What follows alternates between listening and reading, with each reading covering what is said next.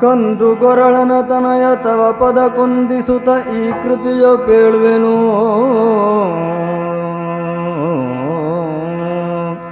ಕುಂದು ಬಾರದ ತೆರದಿ ಮೆರೆಸುವುದಮಿತ ಗುಣಯುತನೇ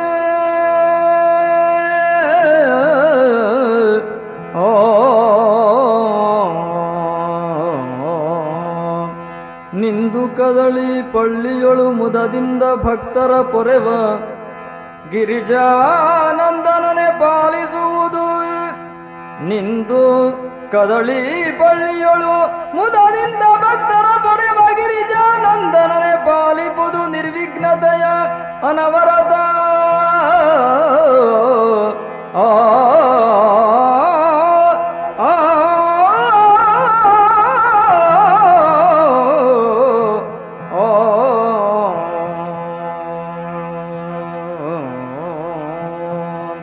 ಪಾಲಯ ಗಜಮುಖ ಪಾರ್ವತಿ ನಂದನ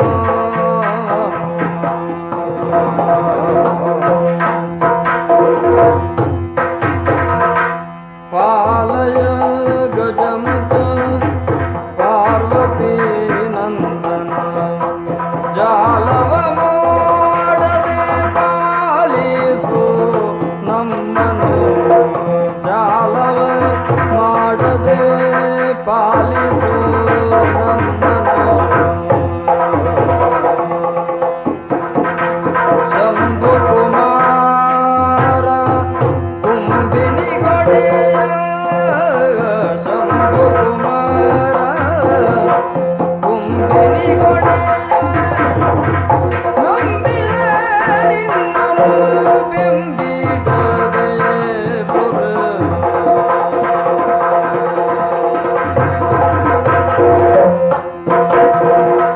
ನಂಬಿದ ನಿನ್ನನು ಬೆಂಬಿಡದೆ ಪುರ.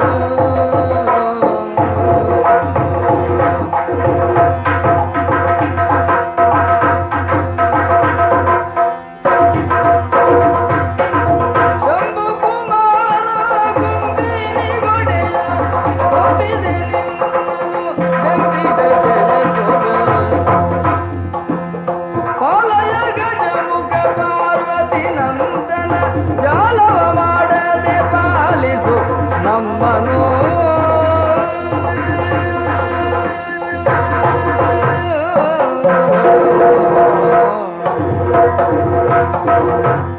ಇಂತೂ ನೆರದಿಗ ಜನರ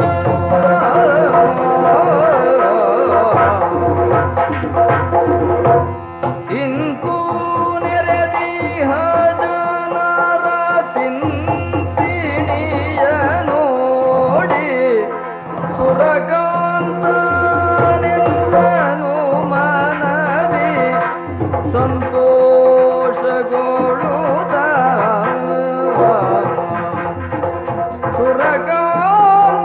ಸುರಕಾಂತನೆಂದನು ಮನದಿ ಸಂತೋಷಗೊಳ್ಳುತ್ತ.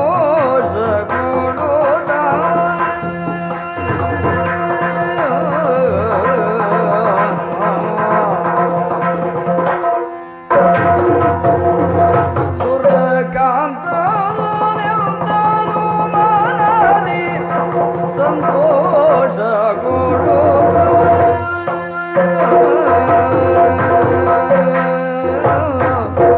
ರಾತ್ರಿಯೊಳು ಧರೆಯಾಳುವ ಪೃಥ್ವಿ ಪಾಲರೊಳು ರಾತ್ರಿಯೊಳು ಧರೆಯಾಳುವ ಪೃಥ್ವಿ ಪಾಲರೊಳದಿಗ ಸತ್ಯವಂತರ ದಾರದೆಂದು ನೀವು ಬೇಳಿ. ಅಧಿಕ ಸತ್ಯವಂತರ ದಾರದೆಂದು ನೀವು ಬೇಳಿ.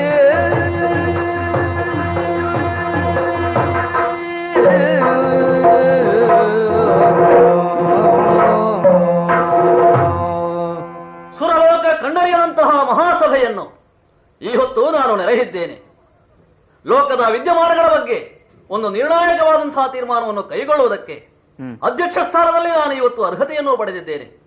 ಹಾಗಾಗಿಯೇ ಈ ಸಭೆಯನ್ನೊಮ್ಮೆ ನಾನು ವೀಕ್ಷಿಸಿದಾಗ ಬಹಳ ಸಂತೋಷವಾಗ್ತಾ ಇದೆ.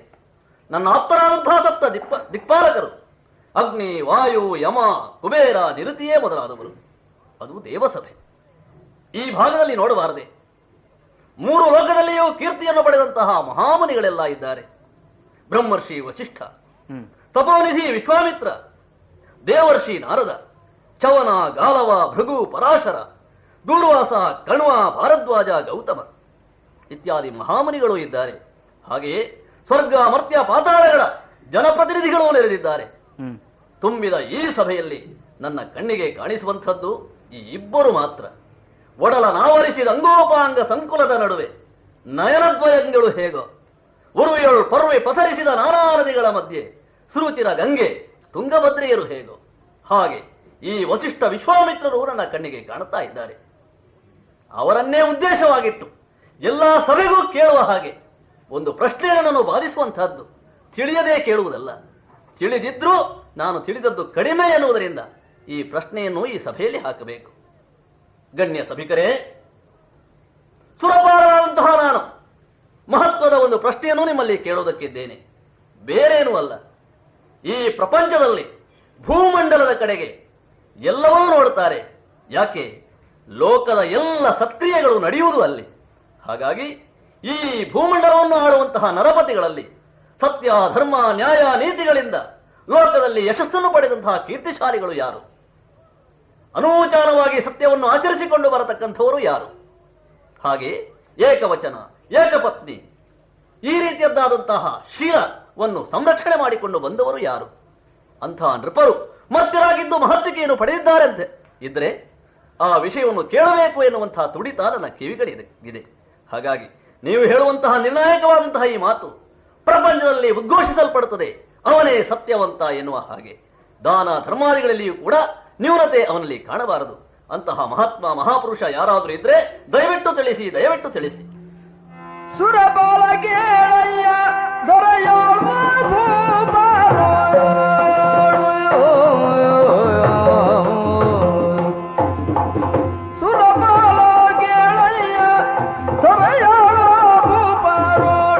ಧರಣಿ ಕುಲದ ತ್ರಿಶಂಕು ತರಳ ಹರಿಶ್ಚಂದ್ರ ಭೂಪನು ದುರಧೀರ ಪರಮ ಸಾಗಸವಂತನು ತ್ರಿಶಂಕು ತರಳ ಹರಿಶ್ಚಂದ್ರ ಭೂಪನು ದುರಧೀರ ಪರಮ ಸಾಗಸವಂತನು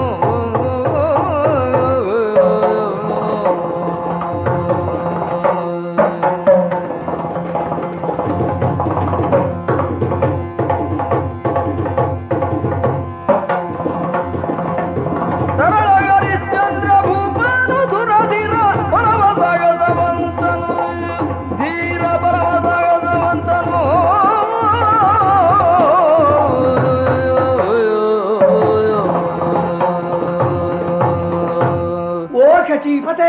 ಆಚಾರ್ಯ ವಸಿಷ್ಠರೇ, ನೀನು ದಿಕ್ಪತಿಗಳ ಪತಿಯೂ ಹೌದಷ್ಟೇ.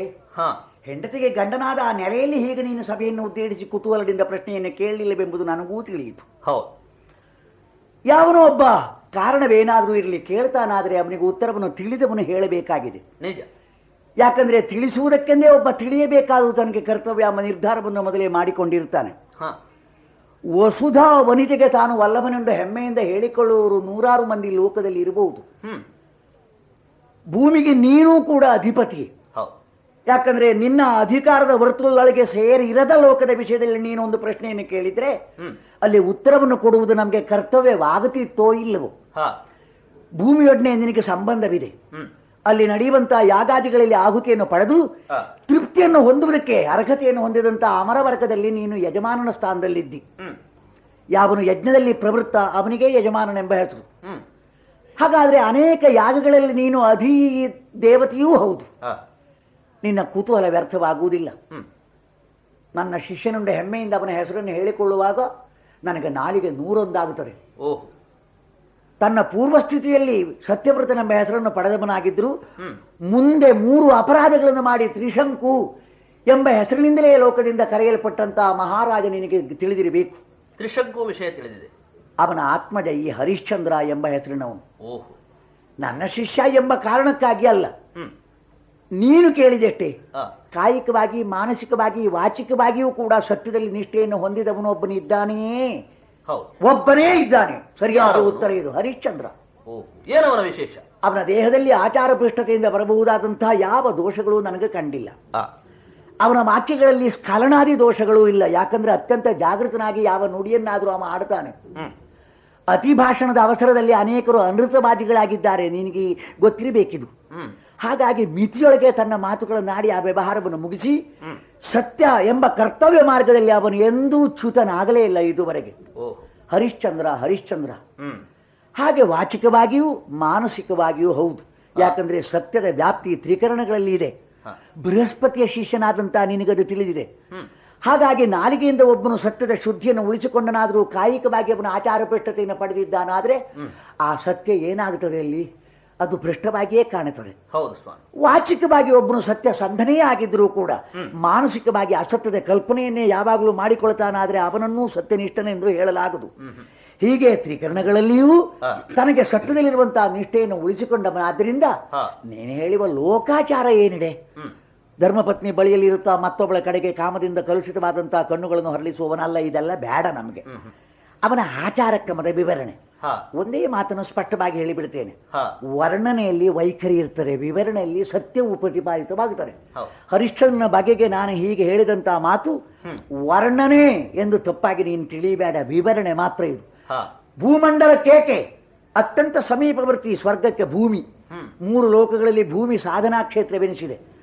ಆ ಮರ್ತ್ಯ ಲೋಕದಲ್ಲಿ ಒಬ್ಬನೇ ಒಬ್ಬ ಸಮುದ್ರ ಮಧ್ಯದಲ್ಲಿ ರತ್ನದ್ವೀಪವೊಂದು ತನ್ನ ಮಸ್ತಕವನ್ನು ಎತ್ತಿ ನಿಂತಿರುವ ಹಾಗೆ ಹರಿಶ್ಚಂದ್ರ ಹರಿಶ್ಚಂದ್ರ ಹರಿಶ್ಚಂದ್ರ ಏನೆಂದೆಯು ವಿಧಿಸೂನುವದಿಷ್ಟಲೇ,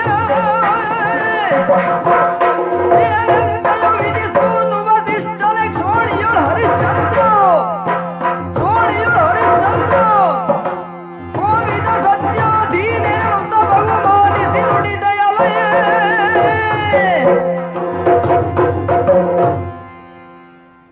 ಯಾಕೆ ನಾನು ಮಧ್ಯೆ ಬಾಯಿ ಹಾಕಿದೆ? ಅಷ್ಟು ಬೇಗ ಇದಮಿತ್ತಂ ಅಂತ ವಿಧಿಯನ್ನು ಸಾರಕೂಡದು. ಯಾಕೆ? ಪ್ರಶ್ನೆ ಕೇಳಿದವನು ದೇವೇಂದ್ರ, ಸಹಸ್ರಾಕ್ಷ ಮಾತ್ರವಲ್ಲ ಲೋಕಾಧ್ಯಕ್ಷ. ಪ್ರಶ್ನೆ ಈಗ ವಸಿಷ್ಠ, ಹರಿಶ್ಚಂದ್ರನ ಬಗ್ಗೆ ಈ ವರ್ತಮಾನ ಕಾಲದಲ್ಲಿ ತಿಳಿಯದೇ ಇದ್ದವರು ಯಾರು? ಏನು ನಿನ್ನೆ ಬೆಳಿಗ್ಗೆ ಹುಟ್ಟಿದ್ದಾನೆ? ಹಾಗಾದರೆ ಪ್ರಸಿದ್ಧನಾದಂತಹ ಒಬ್ಬ ಹರಿಶ್ಚಂದ್ರ ನೀನೆಷ್ಟು ತಿಳಿದಿರುವೆಯೋ ನಾನೆಷ್ಟು ತಿಳಿದಿದ್ದೇನೆ, ಅದಕ್ಕಿಂತ ಮಿಗಿಲಾಗಿಯೇ ತಿಳಿದವನೊಬ್ಬ ದೇವೇಂದ್ರ ಪ್ರಶ್ನಿಸ್ತಾನೆ ಅಂತ ಆದರೆ ಅವನ ಅವಗಾಹನೆಗೆ ಅವನು ಸಿಕ್ಕಿರಬೇಕಲ್ಲ. ಸ್ವಲ್ಪ ಹಿಂದೆ ಮುಂದೆ ಆಲೋಚಿಸಬೇಕು. ನಾವೇನೋ ಒಂದು ತೀರ್ಮಾನಕ್ಕೆ ಬಂದಿರ್ತೇವೆ, ಅದನ್ನೇ ಎಲ್ಲ ಸಭೆಯಲ್ಲಿಯೂ ಮಂಡಿಸುವುದಲ್ಲ. ವಿಧಿ ಸೂನು ವಸಿಷ್ಠ ಗೊತ್ತು, ವಿಧಿಯೇ ಅಲ್ಲ. ಎಷ್ಟು ಅವಸರ! ಹರಿಶ್ಚಂದ್ರನೇ ಹರಿಶ್ಚಂದ್ರನೇ, ಹಾಗಾದರೆ ಸಭಾ ವಿಸರ್ಜನೆ ಮಾಡೋದ? ವಿಚಾರವನ್ನು ಮಂಡಿಸಿದ್ದಾನಷ್ಟೇ ದೇವೇಂದ್ರ. ಏನು ಅದರ ಒಳಗೆ ಏನು ಅವನಿಗೆ ಉದ್ದೇಶ ಇದ್ದೀತು ಇದನ್ನು ಗ್ರಹಿಸದೆ ಎಷ್ಟೋ ಸಲ ನಾವು ಬೆಳಿಗ್ಗೆ ಕಂಡಂತಹ ಸತ್ಯ ಮೂರನೇವನೇ ಒಬ್ಬನಿಗೆ ಸಂಶೋಧಕನಿಗೆ ಅದು ಅಸತ್ಯವಾಗಿ ಕಂಡಾವಾಗ ನಾವು ಹೇಳಿದ್ದು ಸುಳ್ಳು ಅಥವಾ ಅಜ್ಞಾನಿಗಳು ನಾವು ಅಂತ ಸ್ಥಾಪಿಸಲ್ಪಡುತ್ತದೆ. ನಿನಗೆ ಯಾವಾಗಲೂ ಹಾಗೆ ಮೊದಲು ನಾನು ಮಾತಾಡಬೇಕು, ಕಲ್ತದನ್ನೆಲ್ಲ ಮಂಡಿಸಬೇಕಂದ್ರೆ ಮುಚ್ಚುವಾಯಿ ಅಂತ ನಾನು ಹೇಳಿದ್ದು. ಯಾಕೆ? ಹರಿಶ್ಚಂದ್ರನು ಒಬ್ಬನೇ. ಹರಿಶ್ಚಂದ್ರನೇ ಹೌದಾಗಿದ್ರೆ ದೇವೇಂದ್ರನ ಪ್ರಶ್ನೆಗೆ ಅರ್ಥ ಏನು? ಏನೋ ಇರಬೇಕು. ಮತ್ತೆ ಇನ್ನೊಂದು, ಹರಿಶ್ಚಂದ್ರನ ಹೌದಾಗಿದ್ರೆ ಅವನ ಬಗ್ಗೆ ಮತ ಮಂಡಿಸಲಿಕ್ಕೆ ಹಕ್ಕನ್ನು ನೀನು ಕಳ್ಕೊಂಡಿದ್ದಿ. ಯಾಕೆ ಕಳ್ಕೊಂಡಿದ್ದಿ? ನಿನಗೂ ಹರಿಶ್ಚಂದ್ರನಿಗೂ ಇದ್ದಂತಹ ಸಂಬಂಧವೇನು? ನಿನ್ನ ಶಿಷ್ಯ, ನೀನು ಅವನ ಆಚಾರ್ಯ. ಬೇಡ, ಒಂದೇ ಶಬ್ದ ಹೇಳುವ, ಅಪುರೋಹಿತ ಅಂತಂದ್ರೆ ಎಲ್ಲ ಅರ್ಥವೂ ಬರ್ತದೆ. ನೀನು ಹೇಗಿದ್ದಿ ಎಂಬುದು ಮುಖ್ಯ ಅಲ್ಲ, ಹರಿಶ್ಚಂದ್ರನಿಗೂ ನಿನಗೂ ಸಂಬಂಧ ಏನು ಅಂತ ಪ್ರಾಪಂಚಿಕರ ದೃಷ್ಟಿಯಲ್ಲಿ ಮುಖ್ಯ. ಅಶನ, ವಸನ, ದಕ್ಷಿಣೆ, ಉಪಚಾರ, ಪಾದಪೂಜೆ ಇದನ್ನು ನಿತ್ಯ ನೀನವನಿಂದ ಸ್ವೀಕರಿಸ್ತಾ ಇರುವೆ. ಆವಾಗ ಯಾರಿಂದ ನಾವು ಆಶ್ರಿತರೋ ಅಥವಾ ಯಾರು ನಮ್ಮ ಆಶ್ರಿತರೋ ಅವರ ಬಗ್ಗೆ ಒಂದು ತೀರ್ಮಾನ ಹೇಳಬೇಕಾಗಿದ್ರೆ ಬಾಕಿದ್ದವರೆಲ್ಲ ಹೇಳಿ ಮುಗಿದ ಮೇಲೆ ಅದರಲ್ಲಿ ಅಬದ್ಧ ಇದ್ರೆ ಮಾತ್ರ ತಿದ್ದುಪಡಿ ಮಾಡಬೇಕಷ್ಟೇ ಹೊರತು, ಊರಿನಲ್ಲಿ ಯಾವ ಮಗು ಚಂದ ಇದೆ, ನನ್ನ ಮಗು ನಿನ್ನ ಸ್ಥಾನ ಏನು ಮಾನ ಏನು? ಆದ ಕಾರಣ ಬಾಯಿ ಮುಚ್ಚು. ನಿಜ ಅಲ್ಲ ಅದು. ಹರಿಶ್ಚಂದ್ರನೇ ಸತ್ಯಸಂಧ ಅನ್ನೋದು ನಿಜ ಅಲ್ಲ. ಯಾಕಲ್ಲ? ದಾತ್ರಿಯಾಳ್ವ ಹರಿಶ್ಚಂದ್ರನು ಹರಿಶ್ಚಂದ್ರನು ಸತ್ಯವಂತನಲ್ಲವೆಂದು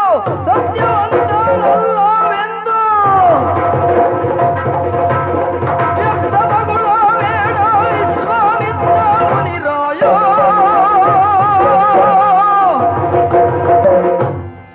ಮನಸ್ಸಿನಲ್ಲಿ ಹುಟ್ಟಿದಂತಹ ಕುತೂಹಲ ಪ್ರಶ್ನೆಯಾಗಿ ವ್ಯಕ್ತವಾಗುತ್ತದೆ.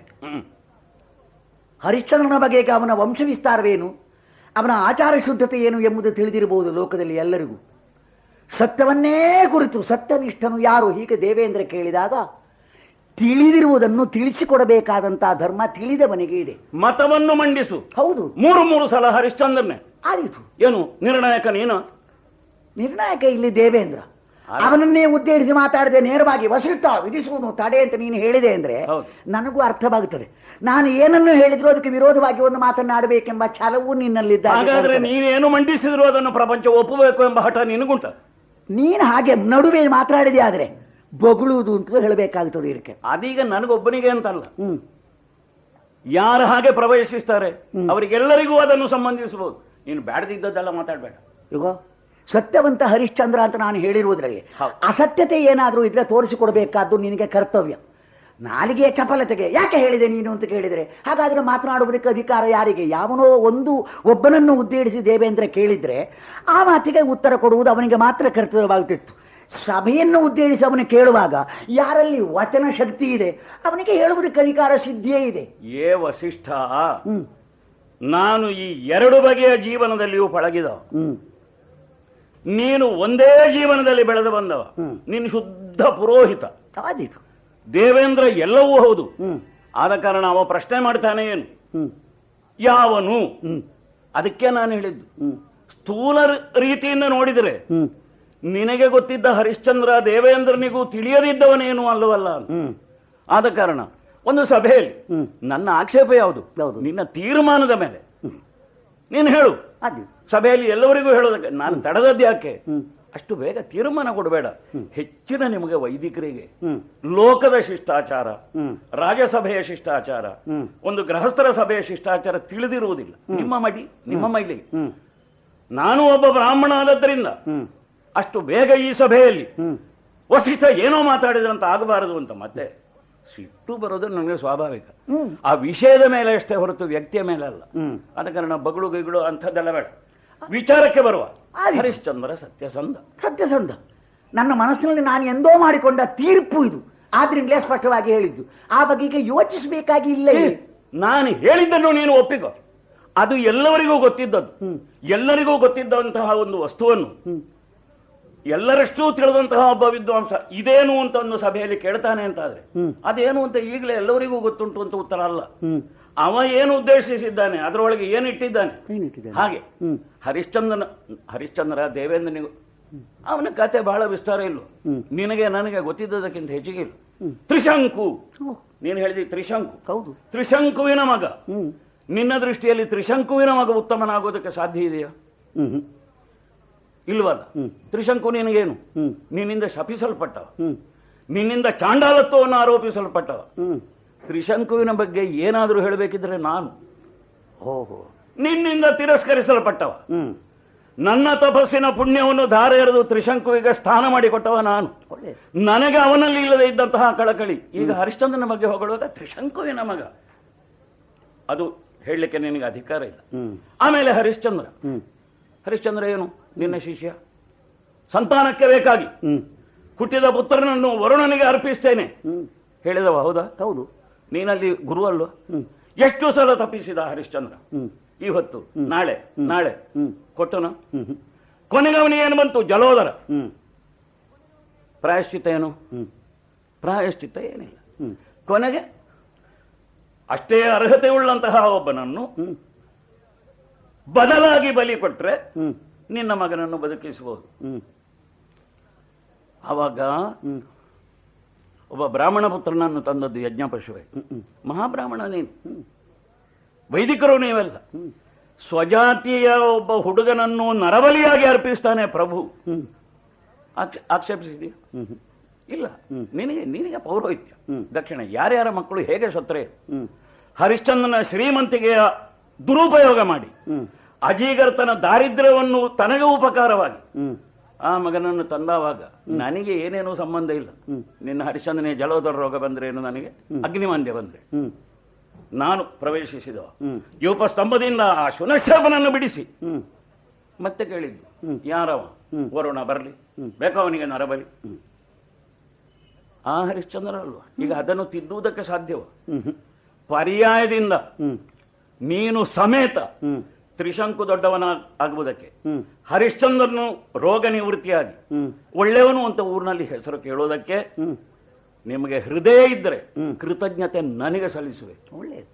ಹಾಗಿರುವಾಗ ತ್ರಿಶಂಕು ಹರಿಶ್ಚಂದ್ರಾದಿಗಳ ಚರಿತ್ರೆಯಲ್ಲಿ ಮಧ್ಯ ಪ್ರವೇಶಿಸಿ ನಾನು ತೀರ್ಮಾನಕ್ಕೆ ಬಂದವನಾದ್ರಿಂದ ಒರೆಗಲು ನನ್ನ ಕೈಯಲ್ಲಿ, ಒರೆದದ್ದ ನಾನು, ಬಣ್ಣ ನೀವು ನೋಡಿದ್ರಿ, ನೀವು ಅಂತೇಳಿ ನೋಡಿ ಇದು ಪುತ್ತಳಿ ಚಿನ್ನ. ನಿಮ್ಮ ಹತ್ರ ಉರಿಯುವ ಕಲ್ಲು ಇರಲಿಲ್ಲ, ಉರಿಯುವಂತಹ ಮನೋವೃತ್ತಿಯೂ ಇರಲಿಲ್ಲ. ಈಗ ಅಲ್ಲಿ ಊಟ ಮಾಡಿ ನಾಳೆ ಮಧ್ಯಾಹ್ನದ ಮೃಷ್ಟಾನ್ನ ಭೋಜನಕ್ಕೆ ಸಿದ್ಧನಾಗಿ, ದೇವೇಂದ್ರ ನಂಬಬೇಡ ದೇವೇಂದ್ರ ನೀನು, ಹರಿಶ್ಚಂದ್ರ ಸತ್ಯಸಂಧನ, ಸತ್ಯಸಂಧನೆ ಹೌದಾ? ಸತ್ಯಸಂಧನೆ, ಅದರಲ್ಲಿ ಸಂದೇಹವೇನೂ ಇಲ್ಲ. ಹಾಗಾದ್ರೆ ತ್ರಿಶಂಕುವನ್ನು ತಾನು ಉದ್ಧರಿಸಿದೆ ಅಂತ ಹೇಳಿಕೊಳ್ತಿಯಲ್ಲ, ಇದಕ್ಕೆ ಕ್ಷಾತ್ರ ಗುಣ ಅಂತ ನಾನು ಹೆಸರಿಟ್ಟಿದ್ದೀನಿ. ವಿಶೇಷಣ ಬೇಡ, ಅದು ಏನು ಅಂತ ಅದಕ್ಕಿಂತ ಮೊದಲೇ ನಾನು ಕಲಿತು ಜೀರ್ಣಿಸಿ ಆಗಿದೆ. ಒಳ್ಳೆಯದು. ಕಥೆ ಹೌದಾ? ಕತೆ ಹೌದಾಯ್ತು, ಬಿಡು. ತ್ರಿಶಂಕುವನ್ನು ನೀನು ಉದ್ಧರಿಸಲಿಲ್ಲ. ವಸಿಷ್ಠನ ಶಬ್ದನಾದವನನ್ನು ತಾನು ತನ್ನ ತಪಶಕ್ತಿಯಿಂದ ದಾರಿ ಎರೆದು ಸ್ವರ್ಗಕ್ಕೆ ಏರಿಸ್ತೇನೆ ಅಂತ ಹೊರಟ ಆಗ್ರಹ ಅಂತಲೇ ಹೆಸರು. ಉದಾರತೆ ಏನು ಅಲ್ಲ ಅದು. ನಿನಗೆ ಅದರ ವಿಮರ್ಶೆಗೆ ಅಲ್ಲ ನಾನು ಇಲ್ಲಿಗ ವಸ್ತುವನ್ನಿಟ್ಟದ್ದು. ಹಾಗಾದ್ರೆ ವಸಿಷ್ಠ ಮಾತನಾಡಿದ್ರಿಂದ ಹರಿಶ್ಚಂದ್ರ ಹಾಗಲ್ಲ ಅಂತ ಹೇಳುವುದಕ್ಕೆ ಮುಂದಾದ ನಿನ್ನನ್ನು ಮುನಿ ರಾಜ ಅಂತ ನಾನು ಸಂಬೋಧಿಸಿದ. ನೀನು ಬೇಕಾದ ಹೇಳು, ನನಗೆ ಅದೆಲ್ಲ ಮುಖ್ಯ ವಿಷಯವೇ ಅಲ್ಲ. ಮತ್ತೇನು ಸತ್ಯಸಂಧತೆ ಅಲ್ಲ ಅಂತ ಯಾಕೆ ಹೇಳ್ತೀನಿ? ಕೇಳು, ಒಬ್ಬನನ್ನು ಸಣ್ಣದು ಮಾಡುವುದಕ್ಕೆ ನಿನ್ನ ಅಮ್ಮ ಯಾರು, ನಿನ್ನ ಅಪ್ಪ ಯಾರು ಅನ್ನೋದು ಅದು ಮೂರ್ಖರ ಪದ್ಧತಿ. ಅರಿತು ವಿಷಯದ ಸಾಧುತ್ವದ ಬಗ್ಗೆ ಹೌದು ಅಲ್ಲ ಅಂತ ತೀರ್ಮಾನ ಮಾಡಬೇಕಾದ. ಹರಿಶ್ಚಂದ್ರ ಸತ್ಯಸಂಧನೆ ಅಲ್ವಾ? ಹೌದಾಗಿದ್ರೆ ಹರಿಶ್ಚಂದ್ರನ ಬಗ್ಗೆ ಪ್ರಶ್ನೆ ದೇವೇಂದ್ರ ಕೇಳ್ತಿರ್ಲಿಲ್ಲ. ಇಲ್ಲಿ ವಿಷಯ ಅದು, ನೀನು ಅದನ್ನು ಮರೆಸಬೇಡ. ಆದ ಕಾರಣ ಹೇಳು, ದೇವೇಂದ್ರನ ಹತ್ರ ಹೇಳು.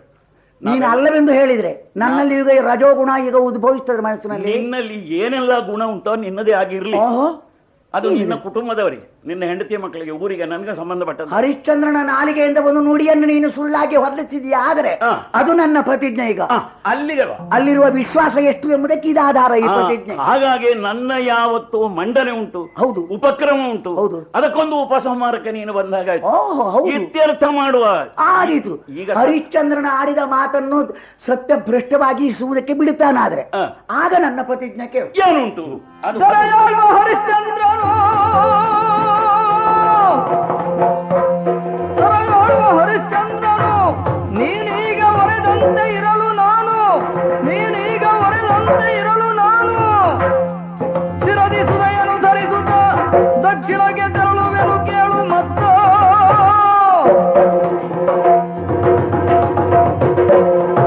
ಸತ್ಯದಲ್ಲಿ ಹರಿಶ್ಚಂದ್ರನಿಗೆ ನಿಷ್ಠೆ ಎಷ್ಟಿದೆ ಎಂಬುದರಲ್ಲಿ ಪೂರ್ಣ ವಿಶ್ವಾಸವನ್ನು ಹೊಂದಿದಂತ ನಾನು ಮಾಡುವ ಪ್ರತಿಜ್ಞೆ ಇದು. ಕೇಳು. ಏನು? ನರಕಪಾಲದಲ್ಲಿ ಹೆಂಡವನ್ನು ತುಂಬಿಸಿಕೊಂಡು ಇಲ್ಲಿದ್ದ ಎಲ್ಲರೂ ಕಣ್ತೆರೆದು ನೋಡುವಂತೆ ಅದನ್ನು ಎತ್ತಿ ಕುಡಿಯುತ್ತಾ ದಕ್ಷಿಣ ಮುಖವಾಗಿ ನಡೆಯುತ್ತೇನೆ. ಆ ಪ್ರತಿಜ್ಞೆ ಅಂದ್ರೆ ಹೀಗಿರಬೇಕು, ಯಾಕಂದ್ರೆ ಅದು ಅಸಂಭವನೀಯ ಎಂಬ ವಿಶ್ವಾಸದಲ್ಲಿ ಈ ಪ್ರತಿಜ್ಞೆ. ನೀನು ಮಾಡಿದ ಪ್ರತಿಜ್ಞೆಗೆ ನೀನು ವ್ಯಾಖ್ಯಾನ ನನಗೆ ಮಾಡೋದು ಬೇಡ, ನಿನ್ನ ಪ್ರತಿಜ್ಞೆ ಬಗ್ಗೆ ಅಲ್ಲಿಯೇ ಗೊತ್ತಾಗ್ತದೆ. ಏನು ಏನು ನಿನ್ನ ಮಡಿವಂತಿಗೆ ಬ್ರಾಹ್ಮಣ್ಯ. ಹೌದು, ಬ್ರಾಹ್ಮಣನಾದವನು ಹೀಗೆ ಮಾಡಿದರೆ ಅವ ಪತನ ಹೊಂತಾನೆ ಅಂತ ನನ್ನ ದೃಷ್ಟಿ ಹಾಗಲ್ಲ. ಪಂಥ ಮಾಡಿ ಹರಿಶ್ಚಂದ್ರ ಸತ್ಯಭ್ರಷ್ಟನಾದರೆ ಹೆಂಡ ಕುಡಿಯುತ್ತೇನೆ, ಹೆಂಡದ ಭಾಂಡ ಹೊರ್ತೇನೆ ಅಂತಲ್ಲ. ಯಾವ ಒಬ್ಬ ಶುದ್ಧ ವೈದಿಕ ಬ್ರಾಹ್ಮಣ ನೀನು ಚಪ್ಪೆ ತಿನ್ನುವ. ನಾವು ಪರೀಕ್ಷೆಗೆ ಹೊರಟ್ರೆ ಅದು ಕ್ಷಾತ್ರ ಗುಣದಲ್ಲಿ ಏನು ನನಗೂ ನಿನಗೂ ಆಗದೆ ಇರುವುದೇ ಅದು. ಅದೇ ಈ ನಾನೊಂದು ಹೇಳಿದ ಮೇಲೆ ಮಧ್ಯ ಆವಾಗ ಎಂತ ಹೇಳಿದ್ವಿ, ಮಧ್ಯ ಬಾಯಿ ಹಾಕೋ ಏನು ಅಂತ ಹೇಳ್ತಾರೆ, ಬಗಳು ಅಂತ ಹೇಳ್ತಾರೆ. ಹಾಗಾದ್ರೆ ನಿನಗೂ ಬಾಲ ಉಂಟು ಅಂತ ಹೇಳ್ಬೇಕ ನಾನು? ಯಾಕೆ? ನಾನು ಹೇಳೋದನ್ನು ಕೇಳು. ನಾವು ಅವನನ್ನೀಗ ಪರೀಕ್ಷೆ ಮಾಡೋದು. ಯಾರನ್ನು? ಹರಿಶ್ಚಂದ್ರನನ್ನು. ನಾವು ಪರೀಕ್ಷೆ ಮಾಡಿದರೆ ಹ್ಮ್ ನನ್ನ ಮಾತು ಸತ್ಯವೋ ನಿನ್ನ ಮಾತು ಸತ್ಯವೋ ಹ್ಮ್ ಅಂತ ಅಷ್ಟೇ ಆದ್ರೆ ಸಾಕು.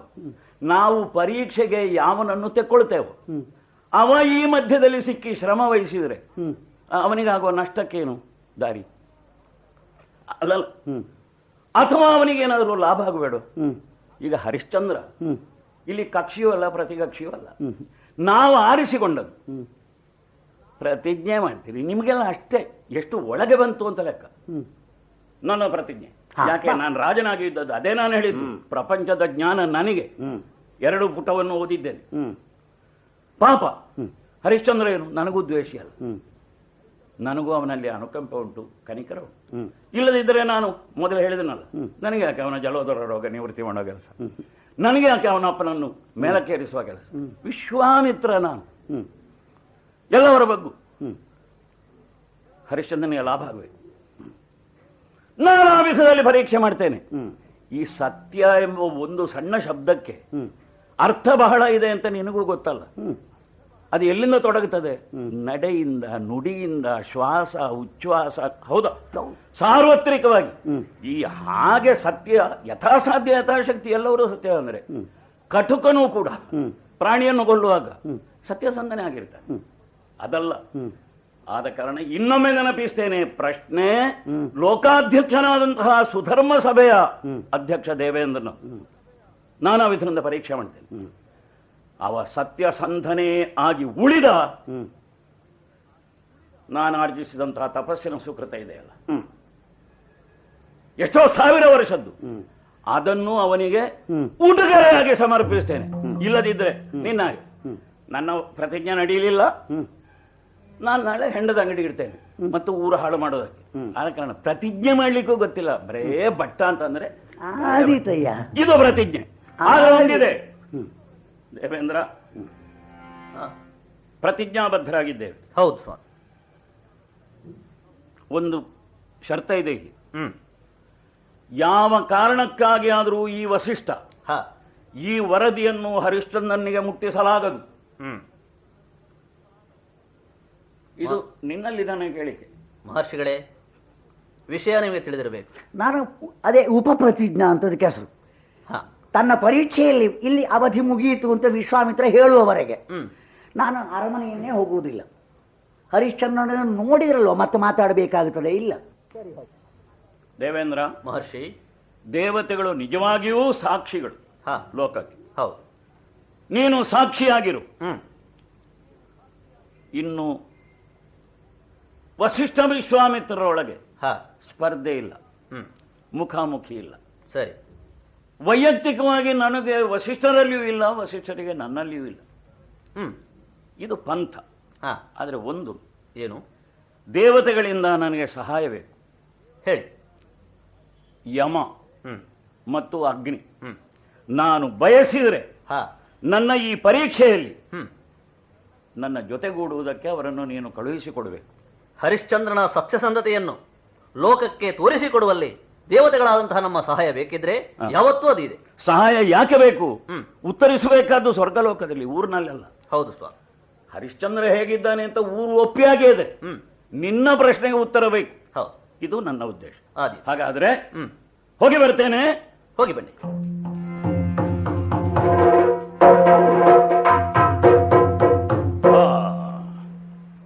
ಹುಟ್ಟಿ ಬನ್ನಿ.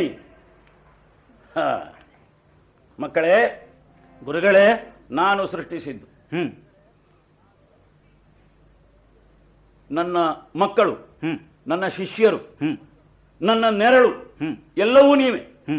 ಒಂದು ಕೆಲಸ ಆಗ್ಬೇಕು. ಏನು? ನೇರ ಇಲ್ಲಿಂದ ಅಯೋಧ್ಯೆಗೆ ಹೋಗ್ಬೇಕು. ರಾಜ ಹರಿಶ್ಚಂದ್ರನನ್ನು ಕಾಣಬೇಕು. ಪ್ರಪಂಚದಲ್ಲಿ ಯಜ್ಞಯಾಗಾದಿಗಳಿಗೆ ಕರ್ಮ ಅಂತ ಹೆಸರು, ಬಾಕಿದ್ದದ್ದೆಲ್ಲ ಕ್ರಿಯೆಗಳು. ಆದ ಕಾರಣ ಒಂದು ಯಾಗವನ್ನು ನೀನು ಮಾಡಬೇಕು. ಸ್ವರ್ಣ ಯಾಗ. ಬೇರೆ ಬೇರೆ ಯಾಗಗಳನ್ನು ಎಲ್ಲರೂ ಮಾಡ್ತಾರೆ. ಸ್ವರ್ಣ ಯಾಗ ಅಂದ್ರೆ ಏನು? ಅಲ್ಲಿ ಎಲ್ಲವೂ ಸ್ವರ್ಣವೇ. ರಾಜರುಗಳ ಭಂಡಾಗಾರದಲ್ಲಿ ಕೋಟಿ ಕೋಟಿ ಸ್ವರ್ಣ ವರಹಗಳು ತುಂಬಿಕೊಂಡಿರ್ತವೆ.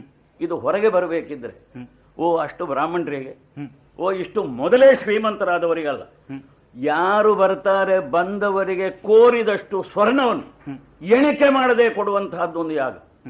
ಇದಂ ನಮಮ ಅಂತ ಹೇಳುವುದು ಕೇವಲ ದೇವಾದಿ ದೇವತೆಗಳಿಗೆ ಅರ್ಪಿಸುವಂತಹ, ಬಡವರು ಊಟ ಮಾಡುವಂತಹ ಅನ್ನ ತುಪ್ಪ ಅಲ್ಲ. ಇದಂ ನಮಮ ಅದವನದ್ದಲ್ಲ, ಇದು ಇದಂ ನಮಮ, ಇದು ಸಾರ್ವತ್ರಿಕ ಸಾರ್ವಜನಿಕರದ್ದು. ಹಿರಣ್ಯಂ ಹಿರಣ್ಯಂ ಹಿರಣ್ಯಂ. ಹಾಗಾಗಿ ಅಂತಹ ಒಂದು ಯಾಗ ಮಾಡಬೇಕಂತೆ ಗುರುಗಳಾದ ವಿಶ್ವಾಮಿತ್ರರು ನಿನಗೆ ಆಜ್ಞಾಪಿಸಿದ್ದಾರೆ ಅಂತ ಹೇಳಿ ಅವ ಯಜ್ಞ ದೀಕ್ಷಿತನಾಗುವಂತೆ ಮಾಡತಕ್ಕದ್ದು. ಗುರುಗಳೇ, ನಿಮ್ಮ ಆಜ್ಞೆ ಶಿರೋಧಾರ್ಯ, ಹಾಗಾಗಿ ಸಾಕೇತದತ್ತ ಸಾಗುತ್ತೇವೆ ನಾವು. ಇತ್ತಲ ಸಾಕೇತ ಪುರದೋಳು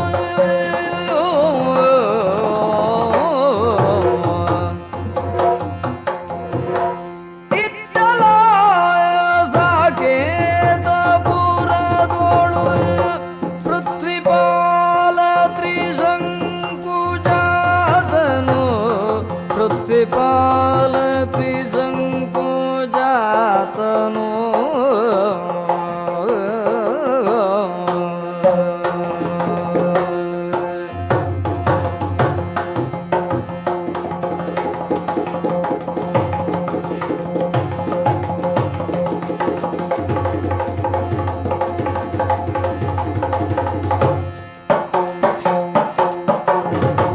ಸತ್ಯಕೀರ್ತಿ ಪ್ರಧಾನಿ ಸಗಿತಲೆ ಸತ್ಯವ್ರತನು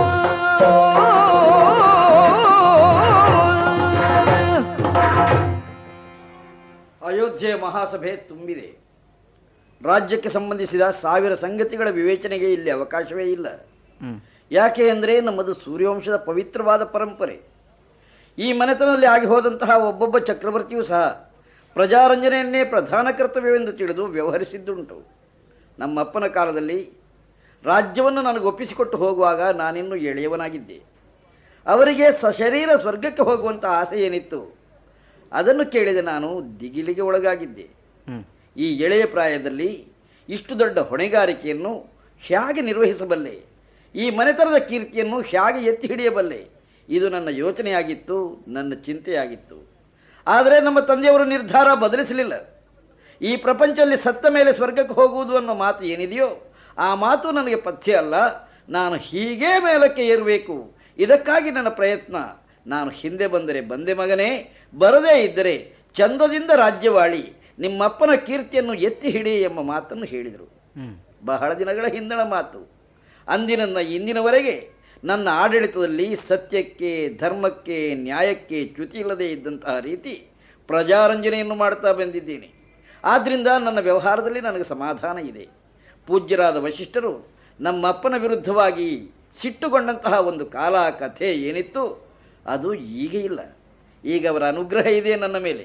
ನನ್ನ ಅಭ್ಯುದಯಕ್ಕಾಗಿ ತನ್ನನ್ನು ಒಪ್ಪಿಸಿಕೊಂಡು ಈ ಕುಲದ ಏಳಿಗೆ ತನ್ನ ಕರ್ತವ್ಯ ಅಂತ ತಿಳಿದುಕೊಂಡು ಆಗಿಂದಾಗೆ ಸೂಚನೆಯನ್ನು ಕೊಡ್ತಾ ಇರ್ತಾರೆ.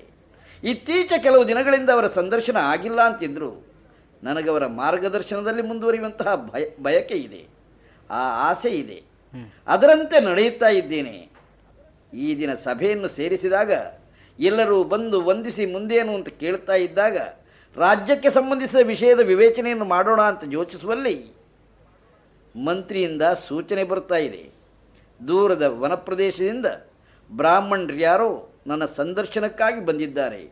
ಉಳಿದ ವಿಷಯಗಳೆಲ್ಲ ನಂತರ ಬಂದಿರುವ ವಿಪ್ರೋತ್ತಮರನ್ನು ಸಂದರ್ಶಿಸಿ ಅವರದ್ದಂಥ ಆಸೆ ಏನಿದೆಯೋ ಅದನ್ನು ನಡೆಸಿಕೊಡಬೇಕಾದ್ದೇ ಇಲ್ಲಿ ಪ್ರಥಮ ಕರ್ತವ್ಯವಾಗಿದೆ.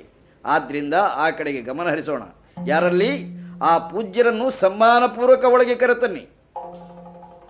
ರಾಜ ಹರಿಶ್ಚಂದ್ರ, ಬ್ರಾಹ್ಮಣೋತ್ತಮರೇ, ನಿನ್ನ ಆತಿಥ್ಯದಿಂದ ಸಂತೋಷವನ್ನು ತಾಳಿದ್ದೇವೆ. ಆಸನ ಗ್ರಹಣ ಮಾಡಿರಿ ಸ್ವಾಮಿ. ನಾವು ವಿಶ್ವಾಮಿತ್ರನ ಶಿಷ್ಯರು. ಹೌದೇ? ಮನುಷ್ಯ ಸ್ನೇಹಿಯಾದಂತಹ ಮಹಾತ್ಮನ ಆದೇಶವನ್ನು ಹೊತ್ತುಕೊಂಡು ಬಂದಿದ್ದೇವೆ. ಆಹಾ, ಅದನ್ನು ಹೇಳುವುದಕ್ಕೆ ಸಿದ್ಧರಾಗಿದ್ದೇವೆ. ಪೂಜ್ಯರಾದ ವಿಶ್ವಾಮಿತ್ರರ ಸಂದೇಶ. ಅಯ್ಯ, ಹ್ಮ್ ನನಗಂತೂ ಆನಂದ ಮಾತ್ರ ಅಲ್ಲ, ಇದೊಂದು ಭಾಗ್ಯದ ಯೋಗ ಅಂತ ನಾನು ತಿಳಿಯುತ್ತೇನೆ. ಓಹೋ, ವಿಶ್ವದ ಸರ್ವಜೀವಿಗಳನ್ನು ಪ್ರೇಮದಿಂದ ಮಿತ್ರತ್ವದಿಂದ ಕಾಣುವಂತಹ ವಿಶಿಷ್ಟತೆ ಆ ಪುಣ್ಯಾತ್ಮರಿಗೆ ಮಾತ್ರ. ಉಳಿದವರಿಗೆ ಆ ಸ್ವಭಾವ ಇರಬಹುದು, ಆದರೆ ಆ ಮುದ್ರೆಯನ್ನು ಪಡೆದಂತಹ ಭದ್ರತೆ ಅವರದ್ದೇ ಆಗಿದೆ. ಆದ್ರಿಂದ ಆ ಮಹಾತ್ಮರ ಶಿಷ್ಯರು ನೀವು ಎಂಬುದನ್ನು ಕೇಳಿ ಅವರನ್ನೇ ಕಂಡಷ್ಟು ಸಂತೋಷವಾಯಿತು. ಜೊತೆಗೆ ಅವರ ಸಂದೇಶದ ಸಮೇತ ಬಂದಿದ್ದೀರಿ ಅಂತಾದ್ರೆ ಅದು ಸಂದೇಶ ಆಗಿರ್ಲಿಕ್ಕಿಲ್ಲ, ಈ ರಾಜನಿಗೆ ಅದು ಅಪ್ಪಣೆಯಾಗಿದ್ದೀತು. ಕೇಳಿ, ನಿಮ್ಮ ಗುರುಗಳು ಏನು ತಿಳಿಸ ಬಯಸಿದ್ದಾರೆ? ಸಾಕೇತ ಸಾರ್ವಭೌಮ, ಸ್ವಾಮಿ, ಮೇದಿನೀಶನ ಕಂಡು ಜಾಂಬೂನದ ದ್ವರವ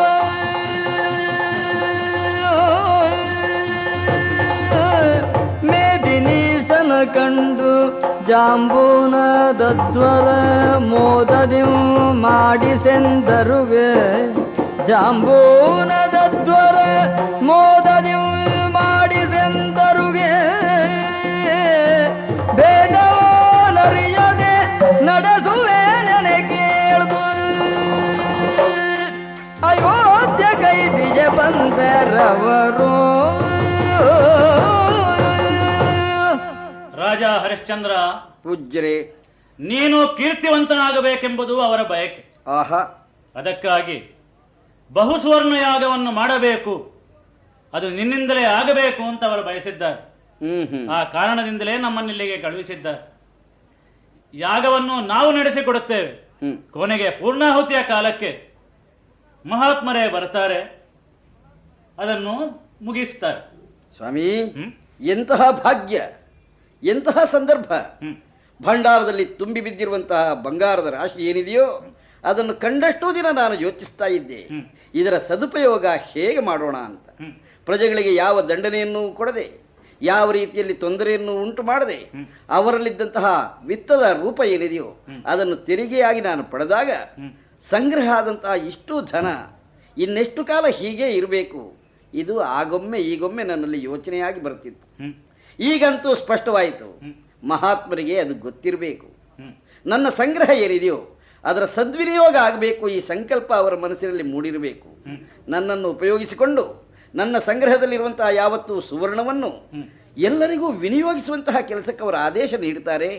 ಅದೇ ಅವರ ಅಪ್ಪಣೆಯಂತೆ ನಾನು ಮಾಡಬೇಕಾಗಿರುವಂತಹ ಸುವರ್ಣ ಯಾಗಕ್ಕೆ ರೂಪ ಅಂತ ನನ್ನ ಅಭಿಪ್ರಾಯ. ಸಂತೋಷವಾಯಿತು ಸ್ವಾಮಿ, ಸಂಕಲ್ಪ ಮಾಡಿದ್ದೇನೆ. ನನ್ನಂತಹ ಒಬ್ಬ ಮಹಾರಾಜ ಸಂಕಲ್ಪವನ್ನು ಮಾಡಿದರೆ ಅದು ಯಾವಾಗಲೂ ನೆರವೇರುವುದಾಗಿರ್ಲಿಕ್ಕಿಲ್ಲ. ನಾನು ಶೀಘ್ರ ಸತ್ಯ ಸಂಕಲ್ಪನಾದಂತಹ ನಾನು, ಸತ್ಯವನ್ನೇ ತಂದೆ ತಾಯಿಗಳಿಗಿಂತ ಹೆಚ್ಚಾಗಿ ಪ್ರೀತಿಸ್ತಿರುವ ನಾನು ಶೀಘ್ರಾತಿ ಶೀಘ್ರವಾಗಿ ಯಾಗಶಾಲೆಯನ್ನು ನಿರ್ಮಿಸಿದ್ದೇನೆ. ನೋಡಿದ್ರ, ಊರ ಮಹನೀಯರೆಲ್ಲ ಬಂದು ನಮ್ಮದಾದಂತಹ ಈ ಸಿದ್ಧತೆಯನ್ನು ಕಂಡು ಶ್ಲಾಘಿಸ್ತಾ ಇದ್ದಾರೆ. ಮುಂದಿನ ಒಂದೊಂದು ದಿನವೂ ಸಹ ಸುವರ್ಣ ಯಾಗದ್ದೇ ದಿನಗಳಾಗಬೇಕು. ತಾವಂತೂ ಜೊತೆಗಿದ್ದೀರಿ. ಎಲ್ಲ ಬ್ರಾಹ್ಮಣರು ಕೈ ತುಂಬ ಸುವರ್ಣ ನಾಣ್ಯಗಳನ್ನು ಪಡೆದು ಸಂತೃಪ್ತಿಗೊಳ್ಳುವಂತಹ ಪೂರ್ಣಾಹುತಿಯ ದಿನ ಏನಿದೆಯೋ ಅದು ಸನೇಹಕ್ಕೆ ಬರ್ತಾ ಇದೆ. ನಿಮ್ಮ ಆದೇಶದಂತೆ ಕಾರ್ಯಕ್ರಮ ನಡೆಯುತ್ತಾ ಇದೆ. ನಿಮ್ಮ ಆದೇಶದಂತೆ ಮಂತ್ರಘೋಷ ಕೇಳಿ ಬರ್ತಾ ಇದೆ. ನಾನು ಈ ಯಾಗದಲ್ಲಿ ದೀಕ್ಷಿತರಾಗಿ ಸರ್ವ ಸನ್ನಾಹದಿಂದ ತಮ್ಮ ಗುರುಗಳು ಬರುವ ದಿನವನ್ನು ಎದುರು ನೋಡ್ತಾ ಇರ್ತೇನೆ. ಅವರು ಅಪ್ಪಣೆ ಕೊಟ್ಟಿದ್ದಾರೆ ಅಂತ ಹೇಳಿದ್ರಲ್ಲ, ನನಗಿನ್ನೂ ನೆನಪಿದೆ ಸ್ವಾಮಿ.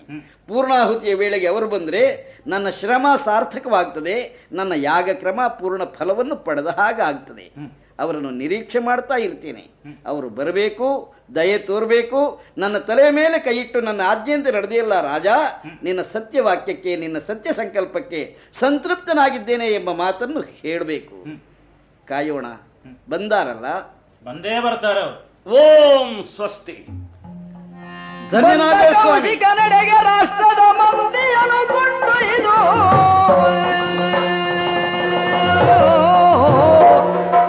ಬಂದ ಕೌಶಿ ಕನ್ನಡಿಗ ರಾಷ್ಟ್ರದ ಮಂದಿಯನ್ನು ಕೊಂಡೊಯ್ದು ತಾಕರೆ ತಂದು ವಿಸ್ತರವಿತ್ತು ಪೂಜಿಸುತ್ತಾ ಬಂದಿರೆಲ್ಲಿಂದಿದ್ದೆ ತಳಪದ ದ್ವಂದ್ವವನ್ನು ನಾ ಕಂಡ ಕಾರಣ ಹಿಂದೆ ಮಾಡಿದೆ ನೀಗ ಭವಗಳನ್ನು.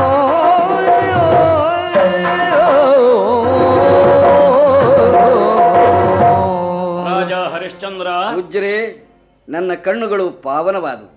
ನಿಮ್ಮ ನಿರೀಕ್ಷೆಯಲ್ಲಿದ್ದೆ ಸ್ವಾಮಿ. ನೀವು ಬಂದಾಗ ಮಾತ್ರ ಈ ಪುಣ್ಯ ಕಾರ್ಯ ಸಾರ್ಥಕವಾಗ್ತದೆ ಎಂಬ ವಿಶ್ವಾಸದಿಂದಿದ್ದೆ ನಾನು. ಬಂದಿರಿ, ಪರಿವಾರ ಸಮೇತ ಸ್ವಾಗತಿಸಿದ್ದೇನೆ. ಉನ್ನತ ಆಸನವನ್ನು, ದರ್ಭಾಸನವನ್ನು ನಿಮಗಾಗಿ ಸಿದ್ಧಗೊಳಿಸಿದ್ದೇನೆ. ಒಳ್ಳೆ ಮಧುಪರ್ಕಾದಿಗಳನ್ನು ಸಮರ್ಪಿಸಿದ್ದೇನೆ. ಇರಲಿ, ಎಲ್ಲರಿಗೂ ಅನುಗ್ರಹ ಆಗಬೇಕು ತಮ್ಮಿಂದ. ಹರಿಶ್ಚಂದ್ರ ಸ್ವಾಮಿ. ವಿಶ್ವಾಮಿತ್ರ ಆ, ಈ ಹೆಸರೇ ಹೊಸ ಸೃಷ್ಟಿ. ನಿಜ. ಚಂಡಕೌಶಿಕ ಹ್ಮ್ ಅದು ಒಂದು ಹೊಸ ದೃಷ್ಟಿ. ಹೌದು. ಹಾಗಾಗಿ ಹ್ಮ್ ಪ್ರಪಂಚ ಅಂದಿನದ್ದೇ. ಹ್ಮ್ ಪ್ರಾಪಂಚಿಕವಾದಂತಹ ಮೂಲಭೂತವಾದಂತಹ ಸ್ವಭಾವಗಳು ಅಂದಿನದ್ದೇ. ಹ್ಮ್ ಅದಕ್ಕೆ ಬದಲಾವಣೆ ಇಲ್ಲ. ಹ್ಮ್ ಆದರೆ ಏನು ಸ್ವಾಮಿ? ಬದಲಾವಣೆ ಆಗಬೇಕಾದದ್ದು ಸೃಷ್ಟಿಯಲ್ಲಿ ಅನಿವಾರ್ಯವಾದಂತಹ ಮೂಲಭೂತ ತತ್ವದ ಸಿದ್ಧಾಂತ. ಓಹೋ. ಪ್ರಪಂಚ ಬದಲಾಯಿಸುತ್ತಾ ಹೋಗುತ್ತದೆ. ಹ್ಮ್ ಪ್ರಪಂಚದ ಮೂಲಭೂತ ತತ್ವ ಬದಲಾವಣೆ ಹೊಂದುವುದಿಲ್ಲ. ಇಲ್ಲ. ಇದು ನವೋ ನವೋ ಭವತಿ ಜಾಯ ಹೇಳ್ತೇವಲ್ಲ. ಹೌದು ಸ್ವಾಮಿ. ಈ ವಸಿಷ್ಠರ ನಿತ್ಯ ಹೇಳೋದಿಲ್ಲ. ಹೇಳಿಕೊಡ್ತಾ ಇದ್ದಾರೆ. ನನಗೆ ಇವರ ಬಗ್ಗೆ ಒಂದು ಆಕ್ಷೇಪ ರಾಜ. ಯಾಕೋ?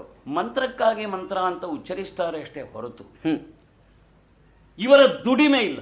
ಹ್ಮ್ ಈ ಪ್ರಪಂಚದಲ್ಲಿ ಧರ್ಮ ನಷ್ಟ ಆಗ್ತದೆ, ಹ್ಮ್ ರಕ್ತಕ್ರಾಂತಿ ಆಗ್ತದೆ ಅಂತ ದೊಡ್ಡ ದೊಡ್ಡ ಮನುಷ್ಯರು ಹೇಳ್ತಾ ಇದ್ದಾರೆ. ಹ್ಮ್ ಹೇಳಿದರೆ ಸಾಕಾಗೋದಿಲ್ಲ. ಇಲ್ಲ.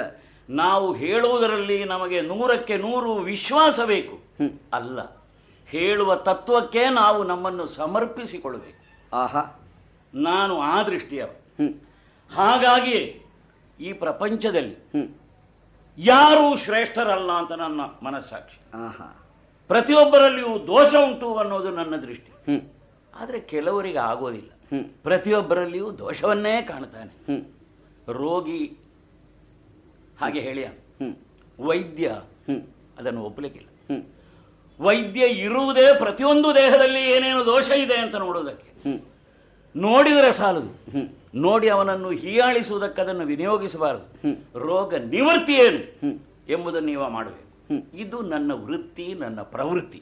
ಆಹಾ.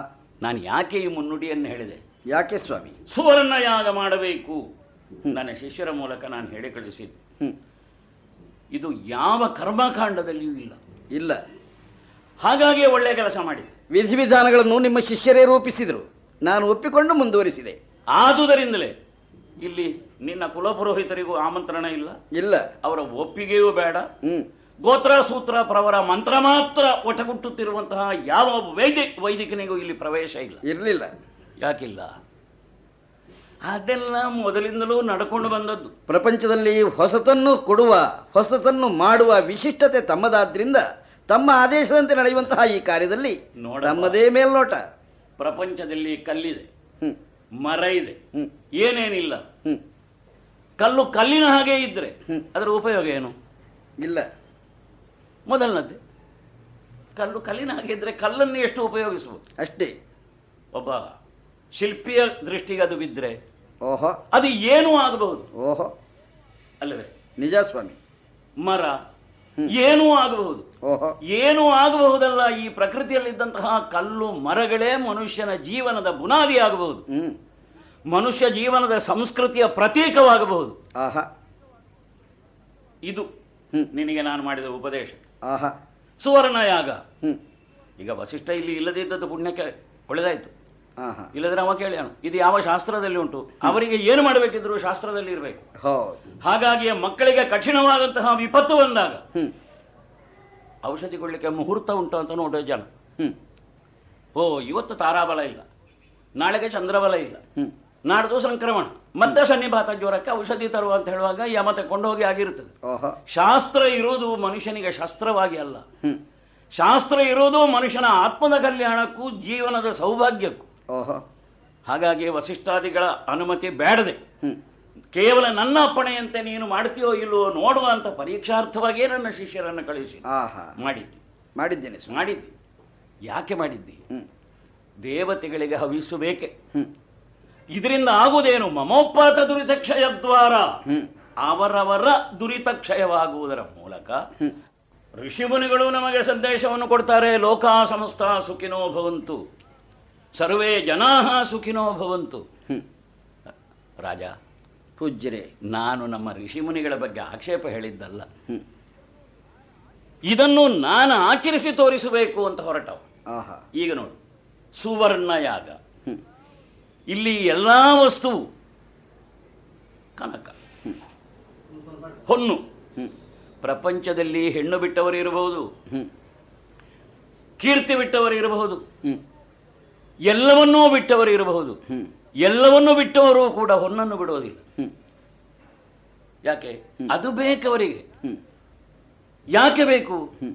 ಪ್ರಪಂಚದ ಜೀವನದ ನಾಡಿಯೇ ಅದು. ಅದನ್ನು ಯಾವನು ಕೈ ತುಂಬ ಕೊಡ್ತಾನೆ, ಅದನ್ನು ಯಾವನ ಬಾಯಿಯಿಂದ ಕೊಟ್ಟು ಸಾಕು ಅನ್ನಿಸ್ತಾನೆ, ಅವ ಪ್ರಭು, ಅವ ಶ್ರೀಮಂತ. ಆದ ಕಾರಣ ನೋಡೋಣ, ರಾಜ ಹರಿಶ್ಚಂದ್ರನ ಕಾಲಕ್ಕೆ ಇದೀಗ ದರಿದ್ರರ ದಾರಿದ್ರ್ಯ ನಿವಾರಣೆಯೂ ಅಲ್ಲ, ಅವರ ಬದುಕಿಗಿದ್ದಂತಹ ಸವಲತ್ತೂ ಅಲ್ಲ.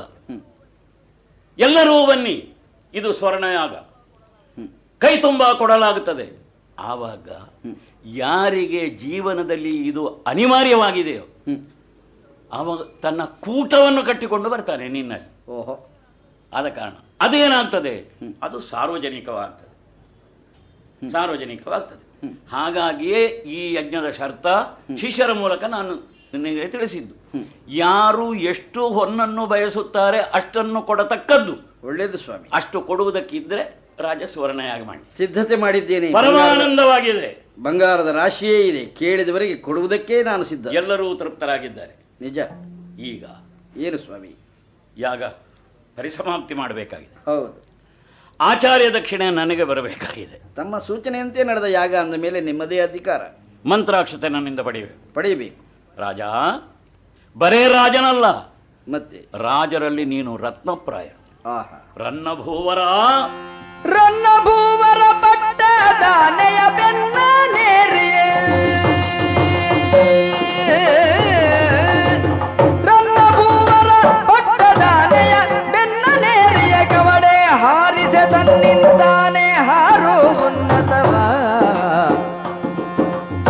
ಕವಡೆ ಹಾರಿದ ತನ್ನಿಂದಾನೆ ಹಾರು ಉನ್ನತವು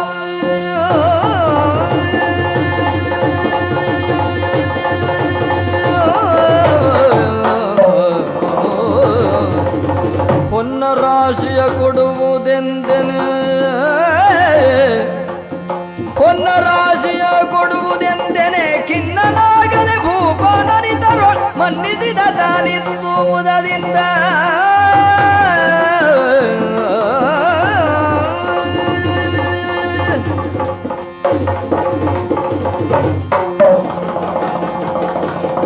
ಹೊನ್ನ ರಾಶಿಯ ಕೊಡುವುದೆಂದೆನೆ ಖಿನ್ನನಾಗದೆ ಭೂಪಾನಿತರು ಮನ್ನಿಸಿದ ತಾನಿತ್ತು ಮುದದಿಂದ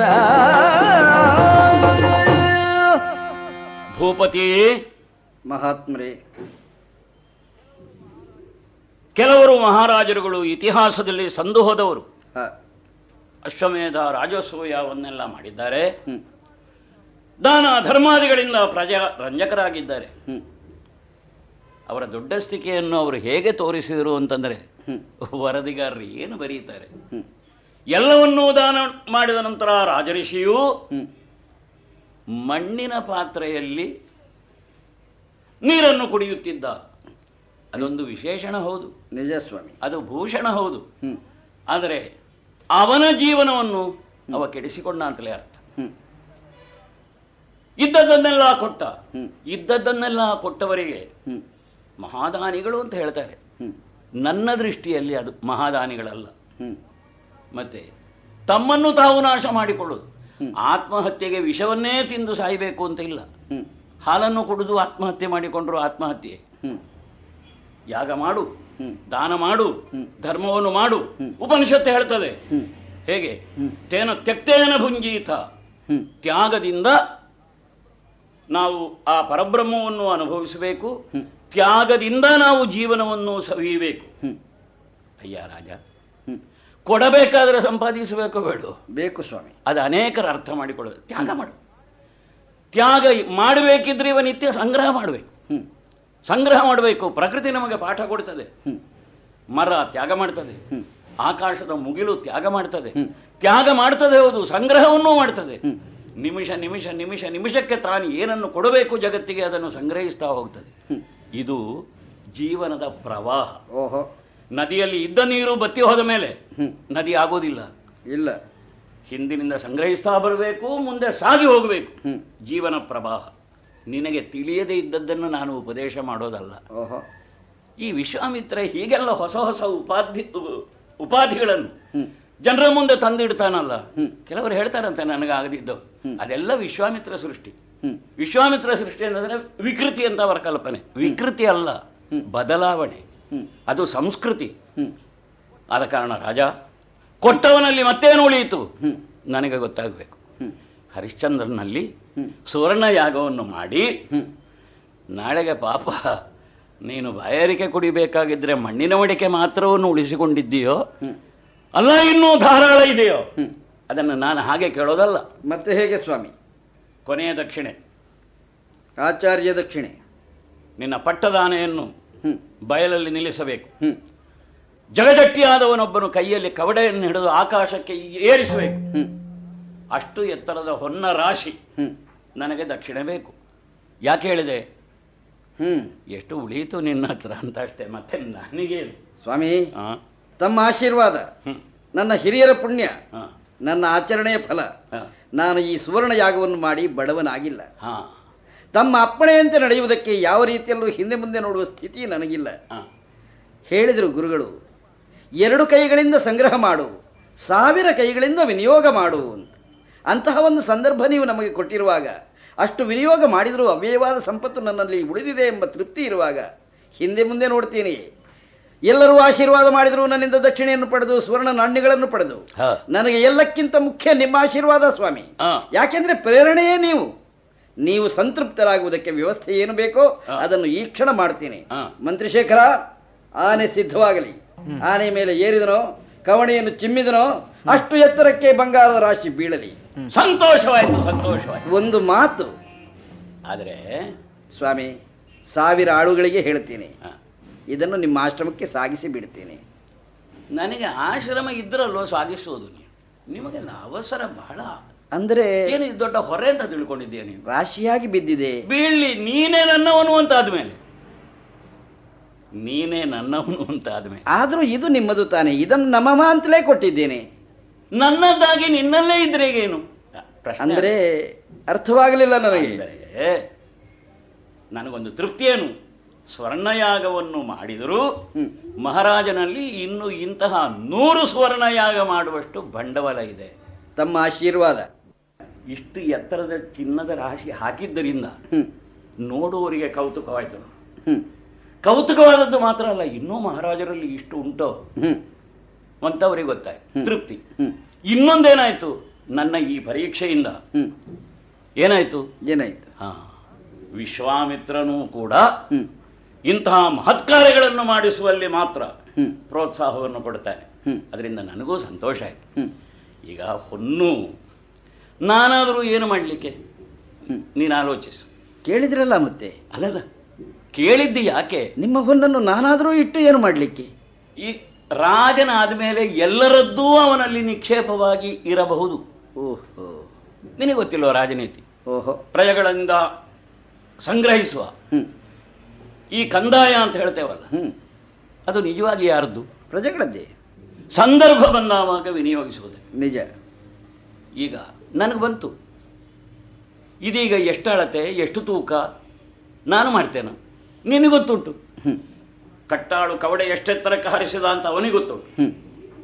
ಅಷ್ಟು ಎತ್ತರಕ್ಕೆ ಹೊನ್ನಿನ ರಾಶಿ ಹಾಕಿದರೆ ಒಂದರ ಮೇಲೆ ಒಂದಿಟ್ಟದ್ದಲ್ಲ, ಅಷ್ಟು ಎತ್ತರಕ್ಕೆ ರಾಶಿ ಹಾಕಿದ್ದು.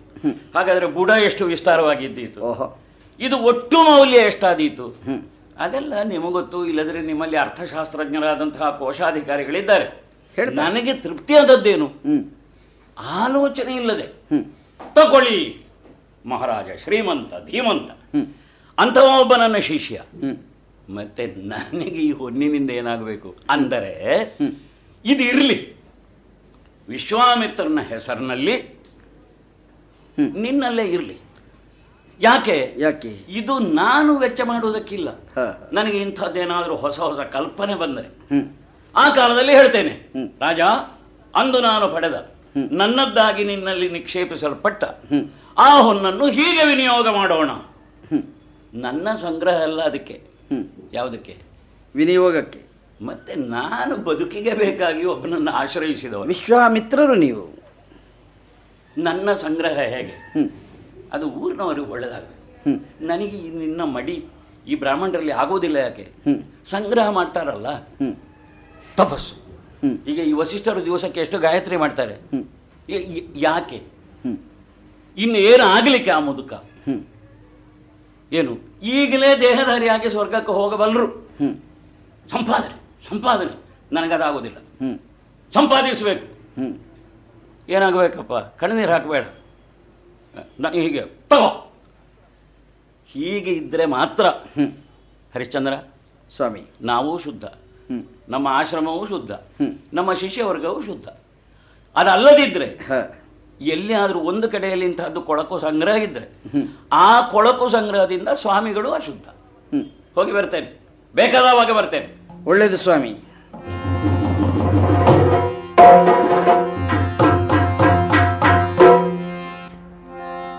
ಹರಿಯ ಸ್ಮರಿಸುತ್ತ ಮುಂದೆ ಬರುತ್ತಿರ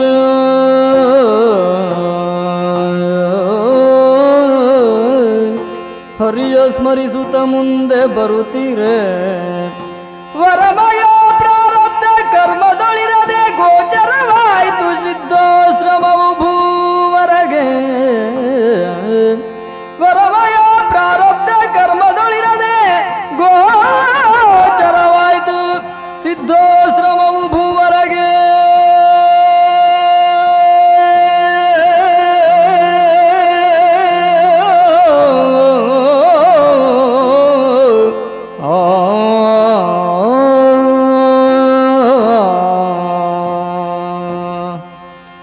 ಸುವರ್ಣಯಾಗವನ್ನು ಮಾಡಿ ಪೂರೈಸಿದ ಸಂತೃಪ್ತಿ ಇತ್ತು, ಸಮಾಧಾನ ಸಂತೋಷ ಇತ್ತು. ನಾನೀಗಲೂ ನೆನಪು ಮಾಡ್ತೀನಿ, ಎಂಥ ವಿಲಕ್ಷಣ ವ್ಯಕ್ತಿತ್ವ ವಿಶ್ವಾಮಿತ್ರರದ್ದು. ಅವರು ದಾನವಾಗಿ ಏನು ಬೇಡಿದರೋ, ನನಗೆ ಕೊಡಬೇಕಾದ್ದನ್ನು ಕೊಟ್ಟು ಬಿಡುವಂತ ಏನು ಪಡೆದರೋ ಅದನ್ನು ಕೊಂಡು ಹೋಗ್ತಾ ಇದ್ರೆ ನನ್ನ ಹೊಣೆಗಾರಿಕೆ ತಪ್ಪಿ ಹೋಗ್ತಾ ಇತ್ತೋ ಏನೋ. ಹಾಗೆ ಮಾಡಲಿಲ್ಲ. ನನ್ನದಾಗಿ ನಿನ್ನಲ್ಲಿರಲಿ, ನಮ್ಮ ಕೋಶಾಧಿಕಾರಿಗೆ ಸೂಚನೆ ಮಾಡಿದ್ದೇ ತಡ. ಆ ಧನರಾಶಿಯನ್ನು ಪ್ರತ್ಯೇಕವಾಗಿ ಭದ್ರತೆಯಿಂದ ಕಾಯ್ದುಕೊಳ್ಳುವ ವ್ಯವಸ್ಥೆ ಮಾಡಿದ್ದಾನೆ. ಯಾಗ ಪೂರ್ಣಾಹುತಿಯಾಯಿತು. ವಿಶ್ವಾಮಿತ್ರರು ಹಿಂದಿರುಗಿದರು. ಇನ್ನೆರಡು ದಿನ ನೆಮ್ಮದಿಯಿಂದ ಯೋಚಿಸುವುದಕ್ಕೆ ಈ ಅರಸುತನಕ್ಕೆ ಅವಕಾಶ ಎಲ್ಲಿದೆ? ವನಪಾಲಕರು ಬಂದು ದುಷ್ಟ ಮೃಗಗಳಿಂದ ತೊಂದರೆ ಅಂತ ಸಂದೇಶವನ್ನಿತ್ತರು. ನನಗಾಶ್ಚರ್ಯ. ಬೇಟೆಯಾಡಿ ದುಷ್ಟ ಮೃಗಗಳನ್ನು ನಿಯಂತ್ರಣ ಮಾಡಬೇಕಾದ್ದು ರಾಜನಾದವನಿಗೆ ಕರ್ತವ್ಯವಾಗಿದ್ದರು. ನನ್ನ ರಾಜ್ಯದ ಎಲ್ಲೆಯಲ್ಲಿ ಇಷ್ಟು ದಿನ ಇಲ್ಲದೇ ಇದ್ದಂತಹ ರೀತಿಯಲ್ಲಿ ದುಷ್ಟ ಪ್ರಾಣಿಗಳಿಂದ ತೊಂದರೆ ಅನ್ನುವುದು ಒಂದು ವಿಶೇಷವೇ. ಆಗಾಗ ಬೇಟೆ ನಡೆಸ್ತಾರೆ ನಮ್ಮವರು, ಆ ಪ್ರಾಣಿಗಳ ನಿಯಂತ್ರಣ ಮಾಡ್ತಾರೆ. ನಾನೇ ಹೋಗಿ ಪರಿಸ್ಥಿತಿಯನ್ನು ಸುಧಾರಿಸಬೇಕಂತ ಸಂದರ್ಭ ಸಿದ್ಧ ಆಗಿದೆ ಅಂತಂದರೆ ಪ್ರಕೃತ ಆ ಪ್ರಾಣಿಗಳ ಹಾನಿ ನಮ್ಮವರಿಗೆ ಬಹಳ ಬಹಳ ತಟ್ಟಿದೆ ಅಂತಾಯಿತು. ಅದಕ್ಕಾಗಿ ಮಂತ್ರಿಯನ್ನು ಹೊರಡಿಸಿದ್ದೇನೆ. ನಾನು ಹೊರಡುವಾಗ ರಾಣಿ ಚಂದ್ರಮತಿಯು ಹೊರಟಿದ್ದಾಳೆ. ಕುಮಾರ ರೋಹಿತಾಶ್ವನು ರಥ ಏರಿದ್ದಾನೆ. ಎಲ್ಲರ ಜೊತೆಯಲ್ಲಿ ಕಾಡಿನುದ್ದಕ್ಕೂ ಹೊರಟಾಗ ಆರಂಭದಲ್ಲಿ ಕಾಣಿಸಿದಂಥ ಮೃಗಗಳು ಎಲ್ಲಿ ಮಾಯವಾದವೋ ಗೊತ್ತಿಲ್ಲ. ದುಷ್ಟ ಮೃಗಗಳಿಂದ ಹಾನಿಯಾಯಿತು ಅಂತ ನಮ್ಮ ಜನ ಸುಳ್ಳು ಹೇಳಿರ್ಲಿಕ್ಕೆ ಸಾಧ್ಯ ಇಲ್ಲ. ಹಾಗಂತ ದುಷ್ಟ ಮೃಗಗಳನ್ನು ಬೇಟೆಯಾಡುವಂಥ ಸಂದರ್ಭ ಸೃಷ್ಟಿಯಾದದ್ದೇ ಕಡಿಮೆ. ಇರಲಿ, ಮುಂದುವರಿದು ಕಾಡಿನ ಮಧ್ಯಕ್ಕೆ ಬಂದಾಗ ನನಗೆ ಇಚ್ಛೆ ಇದ್ದೋ ಇಲ್ಲದೆಯೋ ಬರಬೇಕಾದಲ್ಲಿಗೆ ಬಂದಿದ್ದೇನೆ ಎಂಬ ಸಮಾಧಾನ ಆಯಿತು. ಪೂಜ್ಯರಾದ ವಶಿಷ್ಠರ ಆಶ್ರಮಕ್ಕೆ, ನಮ್ಮ ಕುಲಗುರುಗಳ ಆಶ್ರಮಕ್ಕೆ ಬಂದೆ. ಹೋಗಿ ನಮಸ್ಕಾರವನ್ನು ಮಾಡಿದರೆ, ಬಂದೆಯೋ, ಕಡೆಗೂ ನೀನು ಇಲ್ಲಿಗೇ ಬಂದೆಯೋ ಎಂಬ ಮಾತನ್ನಾಡಿದರು. ಎಂದಿನ ಆತ್ಮೀಯತೆ, ಎಂದಿನ ಸ್ವಾಗತದ ಕ್ರಮ ಅವರ ಮಾತಿನಲ್ಲಿ, ಅವರ ಧ್ವನಿಯಲ್ಲಿ ನಾನು ಕಾಣಲಿಲ್ಲ. ಸರಿ, ಇಲ್ಲಿ ನೀನು ಉಳಿಬೇಕಾಗಿಲ್ಲ, ನೀನು ಹಿಂದಕ್ಕೆ ಹೋಗು. ಹೋಗುವಾಗ ತಪ್ಪಿಯೂ ಸಹ ವಿಶ್ವಾಮಿತ್ರರ ಆಶ್ರಮದ ಕಡೆಗೆ ಹೋಗದೇ ಇರು. ಈ ಮಾತನ್ನು ಹೇಳಿ ಮತ್ತೆ ಮೌನ ತಾಳಿದರು. ಎಲ್ಲವೂ ಗೊಂದಲ. ಏನವರ ಮಾತಿನ ಮರ್ಮವೋ ತಿಳಿಯುವುದಕ್ಕೆ ನನಗೆ ಸಾಧ್ಯ ಇಲ್ಲ. ಆದರೂ ಗುರುಗಳ ಮಾತು ತಾನೆ, ಅದನ್ನು ನೆನಪಿನಲ್ಲಿಟ್ಟು ಮುಂದುವರಿದರೆ ಎಲ್ಲಿಗೆ ನಾನು ಹೋಗಬಾರದು ಅಂತ ಗುರುಗಳ ಅಪ್ಪಣೆಯಾಗಿತ್ತು ಅಲ್ಲಿಗೆ ಬಂದು ಸೇರುವಂತಹ ದುರ್ಯೋಗ ಬಂತಲ್ಲ. ಇದಕ್ಕಾಗಿ ನಾನು ಯೋಚಿಸ್ತೇನೆ. ಮಂತ್ರಿಶೇಖರ, ಈ ಸಂದರ್ಭವನ್ನು ನೀನು ಗಮನಿಸಬೇಕು. ನಾವಿಲ್ಲಿ ಬಂದು ಸೇರಿರುವುದು ವಿಶ್ವಾಮಿತ್ರರ ಆಶ್ರಮ ಪ್ರದೇಶ ಅಂತ ನಮಗೆ ಈಗ ಗೊತ್ತಾಗ್ತಾ ಇದೆ. ಇಲ್ಲಿನ ವಟುಗಳು ಅದನ್ನು ಸೂಚಿಸ್ತಾ ಇದ್ದಾರೆ. ಒಂದು ಹಂದಿ ನಮ್ಮ ದಾರಿ ತಪ್ಪಿಸದೇ ಇರ್ತಿದ್ರೆ ಇಲ್ಲಿಗೆ ಯಾಕೆ ಬರ್ತಿದ್ದು ನಾವು? ಬಂದದ್ದಂತೂ ಆಯಿತು. ಮನಸ್ಸಿನಲ್ಲಿ ನಾನು ಬರಬಾರದಾಗಿದ್ದ ಜಾಗಕ್ಕೆ ಅಥವಾ ಗುರುಗಳ ಮಾತನ್ನು ಮೀರಿ ಈ ಜಾಗಕ್ಕೆ ಬಂದಿದ್ದೇನೆ ಎಂಬ ಆತಂಕ ಮತ್ತೆ ಮತ್ತೆ ನನ್ನನ್ನು ಬಾಧಿಸ್ತಾ ಇದೆ. ಏನು ಮಾಡೋಣ? ನಾವೇನು ಅವರಿಗೆ ವಿರೋಧಿಗಳಲ್ಲ. ಗುರುಗಳ ಮಾತಿನ ಮರ್ಮ ತಿಳಿಯುವುದಕ್ಕೆ ನಮ್ಮ ಬುದ್ಧಿಗೆ ಬಲ ಸಾಲದು. ಮನಸ್ಸಿಗೆ ಆಯಾಸ ಆಗಿದೆ. ಒಂಥರ ಬುದ್ಧಿಗೂ ಮಬ್ಬು ಕವಿದಂತಾಗಿದೆ. ವಿಶ್ರಾಂತಿ ಅಗತ್ಯ, ಶರೀರ ಅದನ್ನೇ ಬಯಸ್ತಾ ಇದೆ. ರಾಣಿವಾಸದವರು ಬೇರೆ ಇದ್ದಾರೆ ಅಂದ ಮೇಲೆ ವ್ಯವಸ್ಥೆ ಮಾಡಬೇಕಾದ್ದೇ. ಅಮಾತ್ಯವರ ವ್ಯವಸ್ಥೆ ಮಾಡು. ಎಲ್ಲರೂ ಈ ವಿಶ್ರಾಂತಿಯನ್ನು ಪಡೆದು ಮತ್ತೆ ಮುಂದೆ ಹಿಂದಿರುಗುವ ಆ ವಿಷಯದಲ್ಲಿ ನಿಧಾನವಾಗಿ ಯೋಚಿಸಿದರಾಯಿತು. ಸರಿ ತಾನೆ? ಓ, ನಿನ್ನ ಸೂಚನೆ ಅಂದರೆ ಹಾಗೆ. ಮತ್ತೆ ವ್ಯವಸ್ಥೆ ನಡೆಸಿದ್ದಿ, ನಮಗಾಗಿ ವಸತಿಗಳ ನಿರ್ಮಾಣವನ್ನು ಮಾಡಿದ್ದಿ. ನಿನ್ನವರಿಗಾಗಿ, ನಮ್ಮ ಜೊತೆ ಬೇಟೆಗಾಗಿ ಬಂದವರಿಗಾಗಿ ಪ್ರತ್ಯೇಕ ವ್ಯವಸ್ಥೆ ಆಗಿದೆ. ಉಳಿದುಕೊಳ್ಳುವುದಕ್ಕೆ ಕಾಡಿನ ಮಧ್ಯವಾದರೂ ಯಾವ ತೊಂದರೆಯೂ ಇಲ್ಲ ಎಂಬಂಥ ಸ್ಥಿತಿ ಇದೆ. ಒಳ್ಳೆಯದಯ್ಯ, ನೀವೆಲ್ಲ ವಿಶ್ರಾಂತಿ ಪಡೆಯಿರಿ. ನಾವು ವಿಶ್ರಾಂತಿಯಲ್ಲಿ ಸ್ವಲ್ಪ ಕಾಲ ಕಳೆಯುತ್ತೀವಿ. ಬಂದನೆ ನೃಪ ಬಂದನೆ, ಬಂದನೆ ನೃಪ ಬಂದನೆ, ಬಂದನೆ ನಮ್ಮಯ ವಿವಿರಕ್ಕೆ ನೃಪರು ಚಂದದಿ ತೀರಿಸುವ ಸಂಕಲ್ಪವನ್ನು. ಬಂದನೆ ನೃಪ ಬಂದನೆ.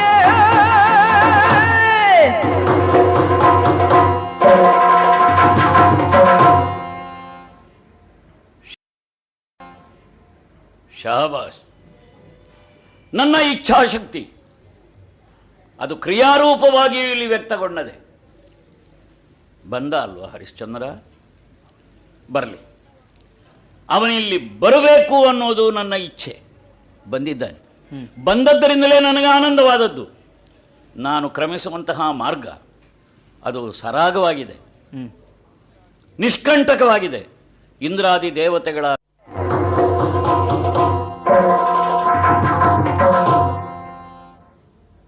ಶಹಬಾಸ್, ಒಂದು ವಿಚಿತ್ರವಾದ ಸೃಷ್ಟಿ. ಯಾವುದು? ಒಂದು ಕಾಡ ಹಂದಿ. ಹೌದು. ಈ ಹಂದಿಯನ್ನು ಅದು ಸಸ್ಯಾಹಾರಿಯೋ ಮಾಂಸಾಹಾರಿಯೋ? ಹೌದಾದರೆ ಎರಡೂ ಹೌದು. ಒಂದು ವಿಚಿತ್ರವಾದದ್ದು. ನಮ್ಮ ವೈದಿಕ ಕಲ್ಪನೆ ಇದೆ. ಹೇಗೆ? ಭೂಮಿ ಮುಳುಗುತ್ತಾ ಇತ್ತು, ವೇದ ಪುರುಷನು ವರಾಹನಾಗಿ ಬಂದು ತನ್ನ ಒಂದು ದಾಡಿಯಲ್ಲಿ ಎತ್ತಿ ಹಿಡಿದ. ವಿಶಿಷ್ಟವಾದ ಅರ್ಥ ಉಂಟು ಇದಕ್ಕೆ. ಶ್ವೇತವರಾಹ ಕಲ್ಪೆ ಅಂತ ಬ್ರಾಹ್ಮಣರು ಸಂಕಲ್ಪ ಮಾಡ್ತಾರೆ. ಏನದು ಶ್ವೇತವರಾಹ ಕಲ್ಪ ಅಂತಂದರೆ? ನನಗೊತ್ತು. ಹಾಗಾಗಿ ಯಾವುದೇ ಒಂದು ಹೊಸ ಪ್ರಕರಣಕ್ಕೆ ಹಾಡುವ ನಾಂದಿಯಲ್ಲಿ ಈ ವರಾಹ ಸಂಕಲ್ಪ ಅಂತ ಒಂದಿದೆ. ಅದಕ್ಕೆ ಒಂದು ಹಂದಿಯನ್ನು ಸೃಷ್ಟಿ ಮಾಡಿದ್ದನು. ಅಂದು ಲೋಕವನ್ನು ಉದ್ಧರಿಸಿದ್ದು ಯಜ್ಞವರಾಹ. ಇಂದು ಹರಿಶ್ಚಂದ್ರನನ್ನು ಇಲ್ಲಿಗೆ ಬರಮಾಡಿದ ವಿಶ್ವಾಮಿತ್ರನ ಸತ್ಯ ಪರೀಕ್ಷೆ, ಇದಕ್ಕೂ ಒಂದು ವರಾಹ. ಈ ವರಾಹ ವಿಶ್ವಾಮಿತ್ರನ ತಪಸ್ಸಿನ ಪ್ರತೀಕವಾದಂತಹ ವರಾಹ. ಅದು ಯಜ್ಞ, ಇದು ತಪಸ್ಸು. ಬಂದದ್ದು ಮಾತ್ರ ಅಲ್ಲ, ಅಪ್ಪಿತಪ್ಪಿ ವಸಿಷ್ಠರ ಆಶ್ರಮಕ್ಕೆ ಹೋದ. ವಸಿಷ್ಠ ಏನು ಹೇಳಿದನೋ ಗೊತ್ತಿಲ್ಲ, ನನಗೊತ್ತು, ಚಾಡಿ ಹೇಳಲಿಕ್ಕಿಲ್ಲ. ನಿರೋಧಿಸಿದ. ಒಬ್ಬ ಒಳ್ಳೆ ಗುರು ಶಿಷ್ಯನಿಗೆ ಕಷ್ಟ ಬರ್ತದಲ್ಲ ಅಂತ ಗೋಚರಿಸಿದಾಗ ಇಷ್ಟು ಧ್ವನಿಪೂರ್ಣವಾಗಿ ಅಲ್ಲದೆ ವಿವರಿಸಿ ಹೇಳಿದರೆ ಚಾಡಿ ಹೇಳಿದ ಅಂತ ಆಗ್ತದೆ. ಏನೇ ಆಗಲಿ, ಇನ್ನು ಮುಂದೆ ಹೋಗಬೇಡ ವಿಶ್ವಾಮಿತ್ರರ ಆಶ್ರಮಕ್ಕೆ, ಎಲ್ಲ ಅರ್ಥದಲ್ಲಿ. ಆದರೆ ಬಂದ. ಯಾಕೆ ಬಂದ? ಅದು ವಿಶ್ವಾಮಿತ್ರನ ತಪಸ್ಸಿನ ಸಾಮರ್ಥ್ಯ, ಸೆಳೆತ. ಗುರು ಆಜ್ಞೆಯನ್ನು ಉಲ್ಲಂಘಿಸಲಿಲ್ಲ. ಆದರೆ ಹರಿಶ್ಚಂದ್ರನ ಮೈ ಮರೆತು ವಿಶ್ವಾಮಿತ್ರನ ಆಶ್ರಮದ ಬಳಿಗೆ ಬಂದ. ನನಗೆ ಬೇಕಾದದ್ದು ನೆವನ ಸಿಕ್ಕಬೇಕು. ನೆವನ ಯಥಾರ್ಥಕ್ಕಾದರೆ ಹರಿಶ್ಚಂದ್ರನಲ್ಲಿ ನನಗೇನು ದ್ವೇಷ ಅಲ್ಲ, ನನ್ನ ಶತ್ರುವ. ಸ್ಪರ್ಧೆ ವಸಿಷ್ಠನಿಗೂ ವಿಶ್ವಾಮಿತ್ರನಿಗೂ. ಯಾವುದಕ್ಕೆ ಸ್ಪರ್ಧೆ? ಹೌದೋ ಅಲ್ವೋ ಸತ್ಯಸಂಧ ಎಂಬುದು.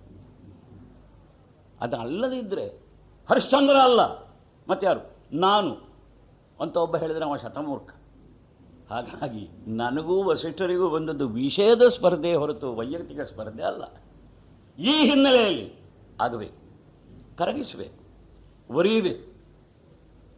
ಬಂದನೋ ಬಹಳ ಒಳ್ಳೆಯದು. ಹರಿಶ್ಚಂದ್ರ ಹೌದು, ಹಣಕ್ಕೆ ಸೋಲುವವನಲ್ಲ, ಗೊತ್ತಾಗಿದೆ. ಇನ್ನು ನೋಡಬೇಕು, ಹೆಣ್ಣಿಗೆ ಸೋಲ್ತಾನೋ ಅದಕ್ಕಾಗಿ ನನ್ನ ತಪಸ್ಸಿನ ಸಾಮರ್ಥ್ಯದಿಂದ ಕೃತಕ ಸೃಷ್ಟಿ ಹುಟ್ಟಿ ಬನ್ನಿ. ಸ್ವಾಮಿ ಮುನಿలలో ಮನೆ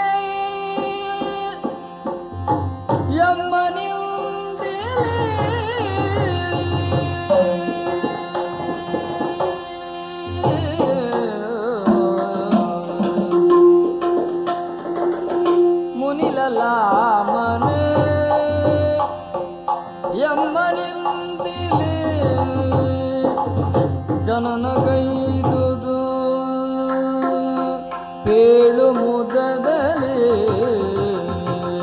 ಜನನಗೈದುದು ಪೇಳು ಮುದದಲ್ಲಿ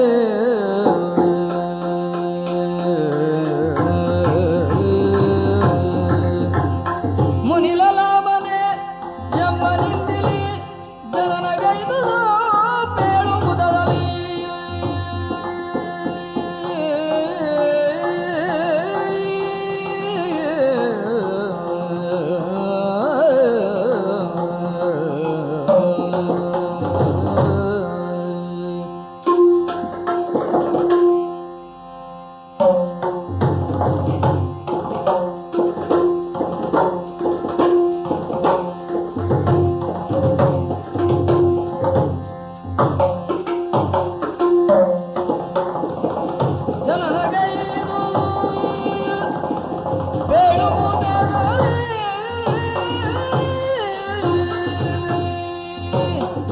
ವಿನಯದಿಂದಲೇ ಕೇಳಿದ ಕಾರ್ಯವ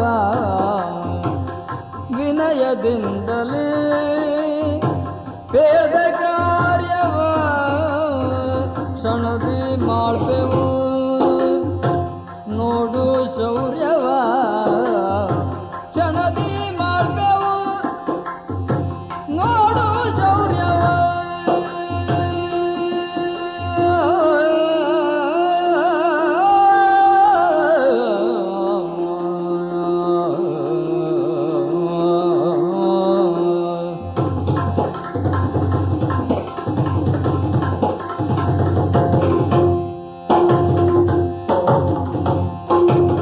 ವಿನಯದಿಂದಲೇ ಬೇಡ ಕಾರ್ಯವ ಕ್ಷಣದಿ ಮಾಡ್ತೇವು ನೋಡು ಶೌರ್ಯವ ಮುನಿಲಲಾಮ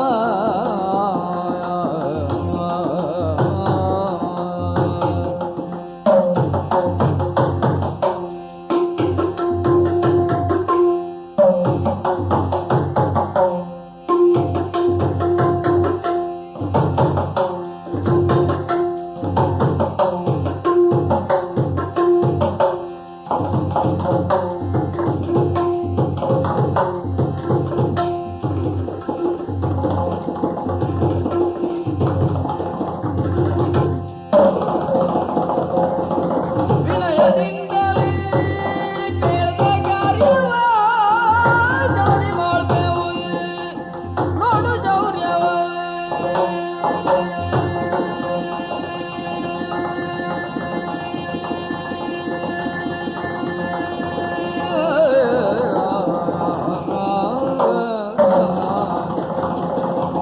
ವಿನಯದಿಂದಲೇ ಬೇಡ ಕಾರ್ಯವ ಕ್ಷಣದಿ ಮಾಡ್ತೇವು ನೋಡು ಶೌರ್ಯವ ಓ ಮಹರ್ಷಿಗಳೇ, ನಿಮ್ಮ ಇಚ್ಛಾ ಮಾತ್ರದಿಂದಲೇ ನಾವು ಹುಟ್ಟಿಕೊಂಡವರೆಂಬುದು ಮನಗಂಡಿದ್ದೇವೆ. ಆದ್ದರಿಂದಲೇ ಸನ್ನಿಧಾನಕ್ಕೆ ಮತ್ತೊಮ್ಮೆ ಪ್ರಣಾಮಗಳನ್ನು ಸಲ್ಲಿಸಿ ನಾನು ಭಿನ್ನಯಿಸಿಕೊಳ್ಳುವುದಿಷ್ಟೇ. ಏನು? ತಾವು ಯಾವ ಉದ್ದೇಶವನ್ನು ಇರಿಸಿಕೊಂಡು ಈ ರೀತಿ ನಮ್ಮನ್ನು ಸೃಷ್ಟಿಸಿದ್ದೀರೋ ತಿಳಿಯದು. ತಾವು ಅಪ್ಪಣೆ ಮಾಡಿದ್ದೇ ಹೌದಾದ್ರೆ ತಾವು ಹೇಳಿದಂತಹ ಕಾರ್ಯ ಶಿರಸ ಮಾನ್ಯವೆಂದು ಗ್ರಹಿಸಿ ಅರೆ ಕ್ಷಣದಲ್ಲಿ ಪೂರೈಸಿ ಕೊಡುವುದಕ್ಕೆ ಸಿದ್ಧರಾಗಿದ್ದವರು ನಾವು. ಆದ್ದರಿಂದ ಓ ಸ್ವಾಮಿಯೇ, ಅಪ್ಪಣೆ ಮಾಡಿ ಏನಾಗಬೇಕು ನಮ್ಮಿಂದ, ಯಾಕಾಯಿತು ನಮ್ಮ ಹುಟ್ಟು? ಬಹಳ ಸಂತೋಷವಾಯಿತು. ನನ್ನ ಸಂಕಲ್ಪ ಸೃಷ್ಟಿ ನೀವಿಬ್ಬರು, ಯಾರ ಉಪದೇಶವೂ ಇಲ್ಲದೆ, ಯಾವ ಹಿನ್ನೆಲೆಯೂ ಇಲ್ಲದೆ, ಏನು ನಿಮ್ಮ ಅಪೇಕ್ಷೆ ಅಂತ ಕೇಳಬೇಕಿದ್ರೆ ನನ್ನ ಅಪೇಕ್ಷೆಯೇ ನಿಮ್ಮಲ್ಲಿಯೂ ಸ್ಪಂದನ ಶಕ್ತಿಯನ್ನು ಉಂಟು ಮಾಡಿ ಸತ್ಯ. ಹಾಗಾಗಿ ಹೇಳುವುದು ಬಹು ಸುಲಭ. ನಿಮ್ಮ ಸೃಷ್ಟಿ ಇದು ಕೇವಲ ಆಕಸ್ಮಿಕ. ಹೌದೇ? ಹಿಂದಿಲ್ಲ, ಮುಂದೆ ಇರಬೇಕಾದ ಅಗತ್ಯ ಇಲ್ಲ. ಹಾ ಹಾ. ರಾಜ ಹರಿಶ್ಚಂದ್ರ ನಮ್ಮ ಆಶ್ರಮದ ಬಳಿಯಲ್ಲಿ ಬಂದು ವಿಶ್ರಮಿಸ್ತಾ ಇದ್ದಾನೆ. ಯಾವುದೇ ಒಂದು ವಸ್ತುವನ್ನು ಶುದ್ಧ ತ್ರಿಕಾಲಾಬಾಧಿತವಾದಂತಹ ಸಿದ್ಧಾಂತ ಇದು ಅಂತ ಹೇಳಬೇಕಿದ್ರೆ ಹಲವಾರು ಸಲ ಪರೀಕ್ಷಿಸಬೇಕಾಗಿದೆ. ಸರಿ. ಮೂಢರೋ ಮೂರ್ಖರೋ ಅಂತಾದ್ರೆ ಈ ಹೊತ್ತು ನನಗೆ ಉಪಕಾರ ಮಾಡಿದ್ದಾನೆ, ಒಳ್ಳೆಯವನು ಅಂತ ಹೇಳಿಕೊಂಡು ಅಲ್ಲಿಗೆ ಮುಕ್ತಾಯ ಮಾಡ್ತಾರೆ. ಮಕ್ಕಳೇ, ಯಾವುದೇ ಒಂದು ಸಿದ್ಧಾಂತ ಇದೆಯಲ್ಲ, ಅರ್ಥಾತ್ ಸತ್ಯ ಧರ್ಮ ಇತ್ಯಾದಿ, ಅದು ಏಕದೇಶೀಯವಾಗಿ ಹ್ಮ್ ಇತ್ಯರ್ಥ ಮಾಡುವಂತಹದ್ದಲ್ಲ. ಹ ಅದು ಸನಾತನ. ಹ್ಮ್ ಅದು ಹಿಂದೆ ಇಂದು ಮುಂದೆ ಹ್ಮ್ ಅಚ್ಚಳಿಯದೆ ಉಳಿಯಬೇಕಾದದ್ದು, ಬದಲಾವಣೆ ಹೊಂದದೆ ಉಳಿಯಬೇಕಾದದ್ದು. ಹ ಹಾಗಾಗಿ ಹ್ಮ್ ರಾಜ ಹರಿಶ್ಚಂದ್ರ ಹ್ಮ್ ಸತ್ಯಸಂಧನು ಹೌದೇ? ಹ್ಮ್ ಯಾಕೆ ಪರೀಕ್ಷೆ? ಹ ನಮಗೆ ಸತ್ಯಸಂಧನಾದವನು ಒಬ್ಬನು ಅನಿವಾರ್ಯ. ಹ ಹ ಅವ ದೇಹದಿಂದ ಪತನ ಹೊಂದಿದರೂ ಕೂಡ ಹ್ಮ್ ಅವನ ಕೀರ್ತಿ ಶರೀರ ಚಿರಸ್ಥಾಯಿಯಾಗಿ ಉಳಿಬೇಕಾಗಿದೆ. ಹ ಹಾಗಾಗಿ ಒಂದು ಬಹಳ ದೊಡ್ಡ ಉದ್ಯಮಕ್ಕೆ ಕೈ ಹಾಕಿದ್ದೇನೆ. ಹ್ಮ್ ಅವನ ಸತ್ವ ಪರೀಕ್ಷೆ ಆಗಬೇಕಾಗಿದೆ. ಹ್ಮ್ ಅದಕ್ಕಾಗಿ ಹ ನನ್ನ ಇಚ್ಛೆಯಂತೆ, ನನ್ನ ಸಂಕಲ್ಪದಂತೆ ಹ್ಮ್ ಹೋಗಿ ಹ್ಮ್ ನಿಮಗೆ ಸಂಪೂರ್ಣ ಹ ನನ್ನ ಒಪ್ಪಿಗೆ ಇದೆ. ಹ್ಮ್ ಕೇವಲ ಅಭಿನಯ, ಹ ಅಭಿನಯ ಹ್ಮ್ ಶೃಂಗಾರ ರಸವೇ ಆಗಿ, ಹ್ಮ್ ಆ ಶೃಂಗಾರ ರಸದ ಸರೋವರ ಅಲ್ಲಿ ನಿರ್ಮಾಣವಾಗಿ ಹ ಅವ ಅದರಲ್ಲಿ ಮುಳುಗುತ್ತಾನೋ ಅಂತ ನೋಡಬೇಕ. ಹ್ಮ್ ಆದ ಕಾರಣ ಹ್ಮ್ ಶೃಂಗಾರ ರಸದ ಪರಾಕಾಷ್ಠೆ ಹ ಅಭಿನಯದಲ್ಲಿ ಹ್ಮ್ ಎಚ್ಚರಿಕೆ ಇರಬೇಕು. ಹ್ಮ್ ಅಭಿನಯಿಸುವ ವ್ಯಕ್ತಿಗೆ ಹ ಅದು ಬಾಧಕ ಆಗಕೂಡದು. ಹ್ಮ್ ಅದರಲ್ಲಿಯೇ ಅಭಿನಯಿಸುವಂತಹ ವ್ಯಕ್ತಿ ಮುಳುಗಿದ ಅಂತಾದ್ರೆ, ಹ್ಮ್ ಹಿಂದಿನ ಭರತನಾಟ್ಯದಲ್ಲಿ ಬಂದ ಕಥೆ ಇದೆಯಲ್ಲ, ಹ ಲಕ್ಷ್ಮೀ ಸ್ವಯಂವರ ನಾಟಕ ಆಡುವಾಗ ಹ್ಮ್ ಊರ್ವಶಿಗೆ ತಾನೇ ಲಕ್ಷ್ಮಿ ಎಂಬ ಭಾವನೆ ಬಂದು ಹ್ಮ್ ವಿವಾಹಕ್ಕೆ ಸನ್ನದ್ಧಳಾದಂತಹ ಲಕ್ಷ್ಮಿಗೆ, ಅಂದರೆ ನೂತನ ವಧುವಿಗೆ ಹ್ಮ್ ಏನೇನು ಮಾನಸಿಕವಾದಂತಹ ವಿಕಾರಗಳು ಇರಬಹುದು, ಹ ಅದು ಊರ್ವಶಿಯಲ್ಲಿ ಪ್ರವೇಶಿಸಿದ್ರಿಂದ ಹ್ಮ್ ಪುರುಷೋತ್ತಮ ಅಂತ ಹೇಳಬೇಕಾದಲ್ಲಿ ಕಂಡ ಪುರೂರವನನ್ನು ಹ್ಮ್ ಅವಳು ಹೆಸರಿಸ್ತಾಳೆ ಅಂತ. ಹ ಭರತನಾಟ್ಯದಲ್ಲಿ ಪ್ರಾರಂಭದ ಕತೆ. ಹ್ಮ್ ಅದರ ಕಾಲ ನಿರ್ಣಯ ಮಾಡೋದು ಬಹಳ ಕಷ್ಟ. ಹ ಏನಾಯ್ತು ಅಂತ ಗೊತ್ತು ನಿಮಗೆ.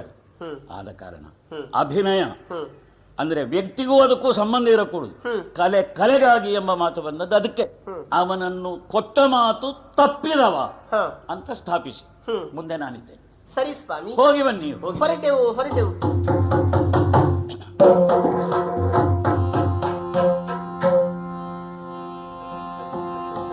ಜಯ ಜಯ ಭೂಪ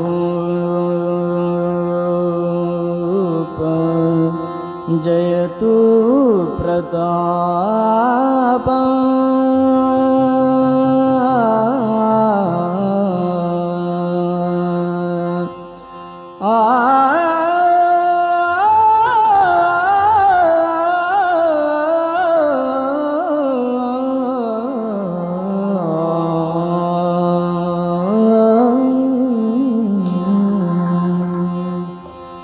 ಜಯ ಜಯ ಭೂಪ ಜಯತು ಪ್ರತಾಪ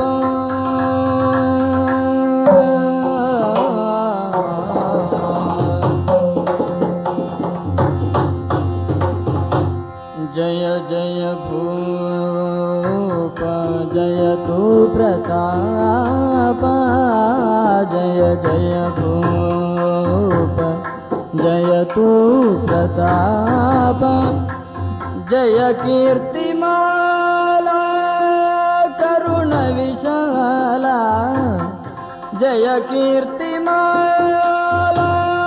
ಕರುಣ ವಿಶಾಲ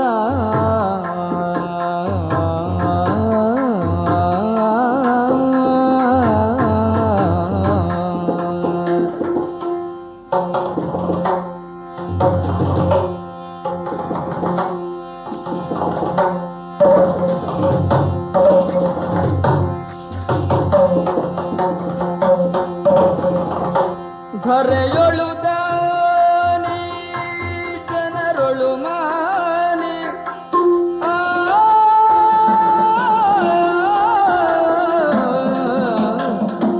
ಧರೆಯೊಳು ದಾನಿ ಜನರೊಳು ಮಾನಿ ಧರೆಯೊಳು ದಾನಿ ಜನರೊಳು ಮಾನಿ ಕರುಣದೊಳಮ್ಮನು ಪೊರೆ ಸಾರ್ವಭೌಮ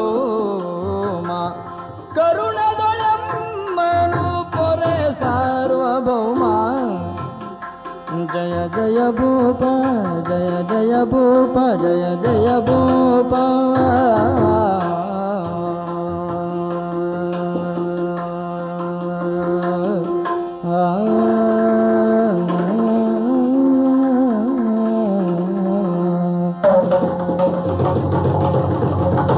ತುಂಗ ಕುಚೇಯರ ಕಂಗಳ ನೋಟ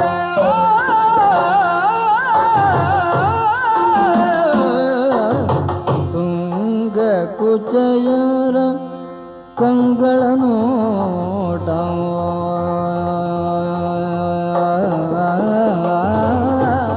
ತುಂಗ ಕುಚಯರ ಕಂಗಳ ನೋಟ ತುಂಗ ಕುಚಯರ ಕಂಗಳ ನೋಟ ರಂಗದಿ ನರ್ತಿಪ ಅಂಗಜನಾಟ ರಂಗದಿ ನರ್ತಿಪ ರಂಗದಿ ನರ್ತಿಪ ಅಂಗಜನಾಟ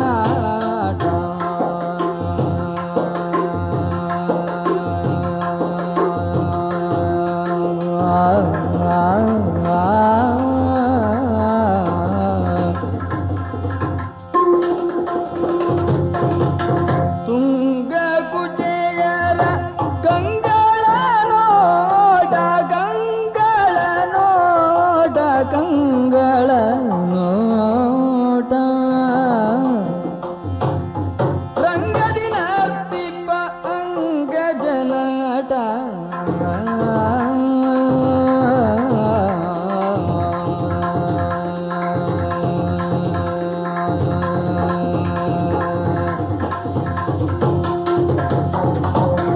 ತುಂಗ ಕುಚೆಯರ ಕಂಗಳ ನೋಟ ರಂಗದಿ ನರ್ತಿಪ ಅಂಗಜನಾಟ ಜಯ ಜಯ ಭೂಪ ಜಯ ಜಯ ಭೂಪ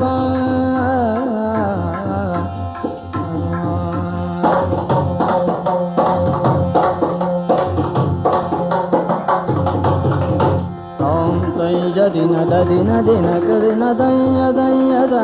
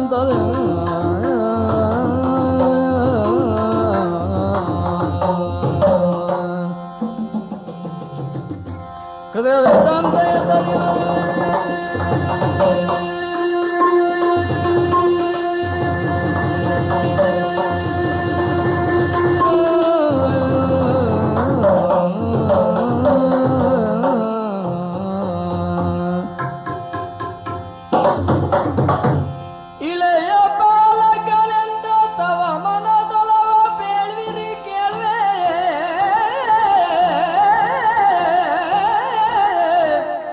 ಇಳೆಯ ಬಾಲಕನೆಂದ ತವ ಮನದೊಲವ ಬೇಳ್ವಿರಿ ಕೇಳ್ವೆ ಜನಲಗಳಿಗೆಗಳು ನಗುತ್ತೆಂದರ ಕಪಟಾನ್ವಿತೆಯರ್ ಅವಾಗೆ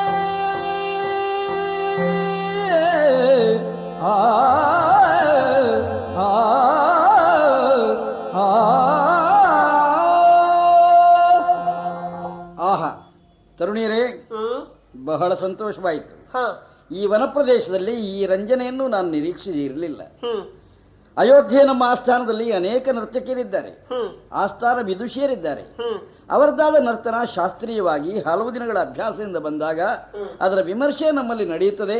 ಅದನ್ನು ನೋಡಿ ನಾವು ತಲ್ಲೀರಾಗುವುದು ಮಾತ್ರ ಅಲ್ಲ, ಪ್ರೋತ್ಸಾಹವನ್ನು ಕೊಡ್ತೀವಿ. ಹ ಈ ಕಾಡಿನ ಮಧ್ಯದಲ್ಲಿ ಹ್ಮ್ ನಿಮ್ಮ ನರ್ತನ ನಿಮ್ಮದೇ ಆದಂತಹ ರೀತಿಯಲ್ಲಿದ್ರೂ ಸಹ ಹ್ಮ್ ನನಗಂತೂ ಸಮಾಧಾನವನ್ನು ಖಂಡಿತ ಉಂಟು ಮಾಡಿದೆ. ಹ್ಮ್ ನಿಜ ಹೇಳಬೇಕು ಅಂತಂದ್ರೆ ಮಾನಸಿಕವಾದ ಒಂದು ಅಸ್ವಸ್ಥತೆ ನನ್ನನ್ನು ಬಾಧಿಸ್ತಾ ಇತ್ತು. ಹ ನಿಮ್ಮ ಹಾಡು, ಹ್ಮ್ ನಿಮ್ಮ ಕುಣಿತ, ಹ್ಮ್ ನಿಮ್ಮ ವಯ್ಯಾರ, ಹ್ಮ್ ಇದನ್ನೆಲ್ಲ ಕಂಡಾಗ ಹ್ಮ್ ನಿಮ್ಮದೇ ಆದಂತಹ ಸಂಪ್ರದಾಯದ ಕಲೆ ಏನಿದೆಯೋ ಹ ಆ ಕಲೆಯ ಲೋಕದಲ್ಲಿ ನಾನು ಮೈಮರೆತೆ. ಹ್ಮ್ ನಮ್ಮಂಥವರ ಸಂತೋಷವಾಯಿತು, ಹ್ಮ್ ಸಮಾಧಾನವಾಯಿತು, ಹ. ಚೆನ್ನಾಗಿತ್ತು, ಇಷ್ಟು ಹೇಳಿದ್ರೆ ಸಾಕಾಗುವುದಿಲ್ಲ. ಹ್ಮ್ ಒಬ್ಬ ಸಾಮಾನ್ಯನಾದವನಿಗೆ ತೃಪ್ತಿಯನ್ನು ವ್ಯಕ್ತಪಡಿಸುವುದಕ್ಕೆ ಮಾತಿನ ಬಲ ಮಾತ್ರ. ಹ್ಮ್ ನಾನು ದೇಶದ ಚಕ್ರವರ್ತಿ ಹ್ಮ್ ಅಂದಮೇಲೆ ನನ್ನ ಅಧಿಕಾರ ವ್ಯಾಪ್ತಿಯಲ್ಲಿ ಯಾವುದು ನನ್ನ ರಂಜನೆಗೆ ಕಾರಣವಾಗ್ತದೋ ಅದು ಅನುಗ್ರಹಿಸಲ್ಪಡಬೇಕಾದ್ದು ಅಷ್ಟೇ ಮುಖ್ಯವಾಗ್ತದೆ. ಹ ಆದ್ರಿಂದ ಹ್ಮ್ ನನ್ನ ತೃಪ್ತಿಗೆ ಕಾರಣರಾದ ನೀವು ಇಷ್ಟು ಹೊತ್ತು ದಣಿದ್ರಲ್ಲ, ನಿಮ್ಮನ್ನು ತಣಿಸಬೇಕಾದ್ದು ನನ್ನ ಕರ್ತವ್ಯ. ಹ. ಹೇಳಿ, ನಿಮಗೇನು ಬೇಕು ಹೇಳಿ, ಅಯೋಧ್ಯೆ ಚಕ್ರವರ್ತಿ ಹರಿಶ್ಚಂದ್ರ ಕೇಳ್ತಾ ಇದ್ದಾನೆ. ನೀವು ಕೇಳಿದ್ದು ಕೊಟ್ಟು ನಿಮ್ಮನ್ನು ಸಂತವಿಸ್ತೇನೆ. ಸತ್ಯವೇ ಪ್ರಭು? ನಿಜ. ಕೇಳಬೇಕು. ಕೇಳು ಕೇಳು ಪ್ರಭುವೇ,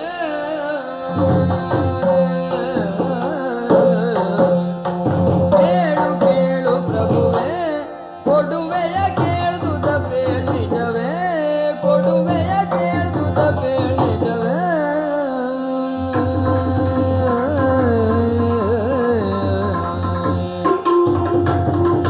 ತಾಳು ಮುಂದೆ ನೀ ಬೇಳಿದ ದರದಲ್ಲಿ, ತಾಳು ಮುಂದೆ ನೀ ಬೇಳಿದ ದರದಲ್ಲಿ, ಚಾಳಿಸಿದರೆ ನಾವು ಕೇಳೆವು ಸರ್ವತ.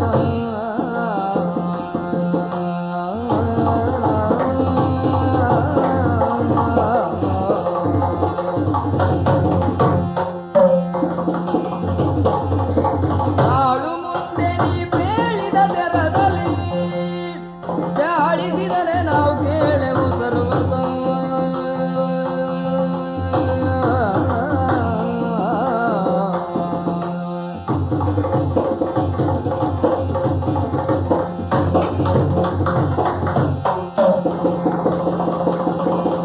ಕೇಳು ಕೇಳು ಪ್ರಭುವೇ, ಕೊಡುವೆಯ ಕೇಳೋದ ಬೇಳಿಜವೇ. ಓ ಮಹಾಪ್ರಭು, ಬಾಲೆಯರೇ, ನಮ್ಮ ನೃತ್ಯದಿಂದ ಸಂತೃಪ್ತರಾದಂತಹ ನೀವು ಮನಸ ಮೆಚ್ಚಿ ಏನನ್ನಾದರೂ ಕೊಟ್ಟದ್ದಿದ್ರೆ ನಮ್ಮ ಕೇಳಿಕೆಗೆ ಅರ್ಥವಿರ್ಲಿಲ್ಲ. ಈಗ ಹಾಗಲ್ಲ, ನಮಗೇನು ಬೇಕೋ ಅದನ್ನು ಕೇಳಿ ಅಂತ ತಾವು ಅಪ್ಪಣೆ ಕೊಡಿಸಿದ್ರಲ್ಲ. ನಮ್ಮ ಆಢ್ಯತೆ ಅದು. ನಾವು ಕೊಟ್ಟದ್ದನ್ನು ತೆಗೆದುಕೊಂಡು ನೀವು ಹೋಗಬಹುದು. ಆದ್ರೆ ನಮ್ಮ ಸ್ಥಾನಕ್ಕೆ, ನಮ್ಮ ಸಂತೃಪ್ತಿಗೆ ನೀವು ಕೇಳಿದ್ದನ್ನು, ನಿಮಗೆ ಬೇಕಾದ್ದನ್ನು ಕೊಡುವುದಕ್ಕೆ ಯೋಗ್ಯತೆ ಇರುವಾಗ ಅಲ್ಲಿ ಜುಪುಣತನ ಕೂಡದು. ಹೌದಲ್ಲ? ಅದಕ್ಕಾಗಿಯೇ ಹೇಳಿದೆ, ನಿಸ್ಸಂಕೋಚವಾಗಿ ಕೇಳಿ. ಸ್ವಾಮಿ, ರೂಢಿಯಲ್ಲಿ ಒಂದು ಮಾತಿದೆ, ಏನು? ದೊಡ್ಡವರಿಗೆ ಮಾತು ಕೊಡಬಾರದು, ಬಡವರಿಗೆ ಆಸೆ ತೋರಿಸಬಾರದು ಅಂತ. ಆಮೇಲೆ ನಮ್ಮನ್ನು ಚಾಳಿಸಿದ್ರೆ ಮಾತ್ರ ನಾವು ಸುಮ್ಮನೆ ಉಳಿಲಿಕ್ಕಿಲ್ಲ. ನೀವು ಯಾರಲ್ಲಿ ಮಾತಾಡುವುದು ಅನ್ನುವ ಪ್ರಜ್ಞೆ ಇದೆಯೇನು ನಿಮಗೆ? ಖಂಡಿತ ಇದೆ. ಸತ್ಯವನ್ನೇ ಜೀವನದ ಉಸಿರಾಗಿ ಸ್ವೀಕಾರ ಮಾಡಿದವನು ನಾನು. ಸತ್ಯಕ್ಕೆ ಹೊರತಾಗಿ ಎಂದೂ ನಡೆದವನಲ್ಲ. ಧೈರ್ಯವಾಗಿ ಕೇಳಿ. ವಿವರಣೆ ದೀರ್ಘ ಇಲ್ಲಿ ಬೇಕಾಗುವುದಿಲ್ಲ. ನಾನು ಯಾರು ಅಂತ ನಿಮಗೆ ಗೊತ್ತಾದ್ರೆ ಅನುಮಾನ ಬರಲೇಬಾರದು. ಅಖಂಡ ಭೂಮಂಡಲದ ಚಕ್ರವರ್ತಿಗಳು ನೀವು, ನೀವೇ ಮೆಚ್ಚಿ ಕೊಡದೇ ಇದ್ದದ್ದು ಒಳ್ಳೇದಾಯ್ತು.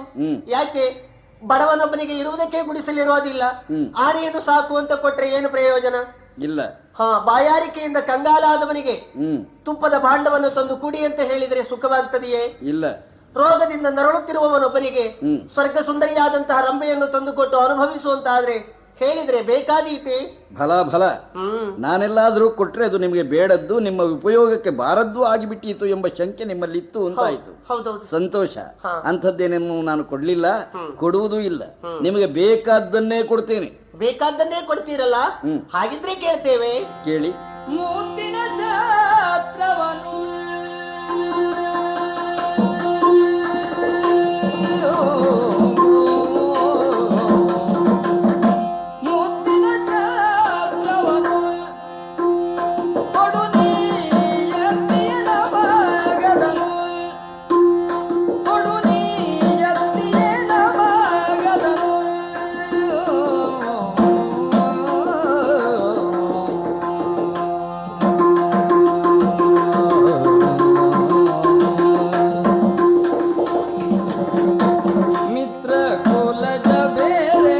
ಮತ್ತೇನ ಬೇಡವು, ಮಿತ್ರ ಕುಲಜ ಬೇರೆ ಮತ್ತೇನ ಬೇಡವು, ಇತ್ತರೆ ನೀನದ ಅರ್ತಿಯ ಪಡೆವೆವು, ಇತ್ತರೆ ನೀನದ ಅರ್ತಿ ಜಿಂಪಡೆವೆವು.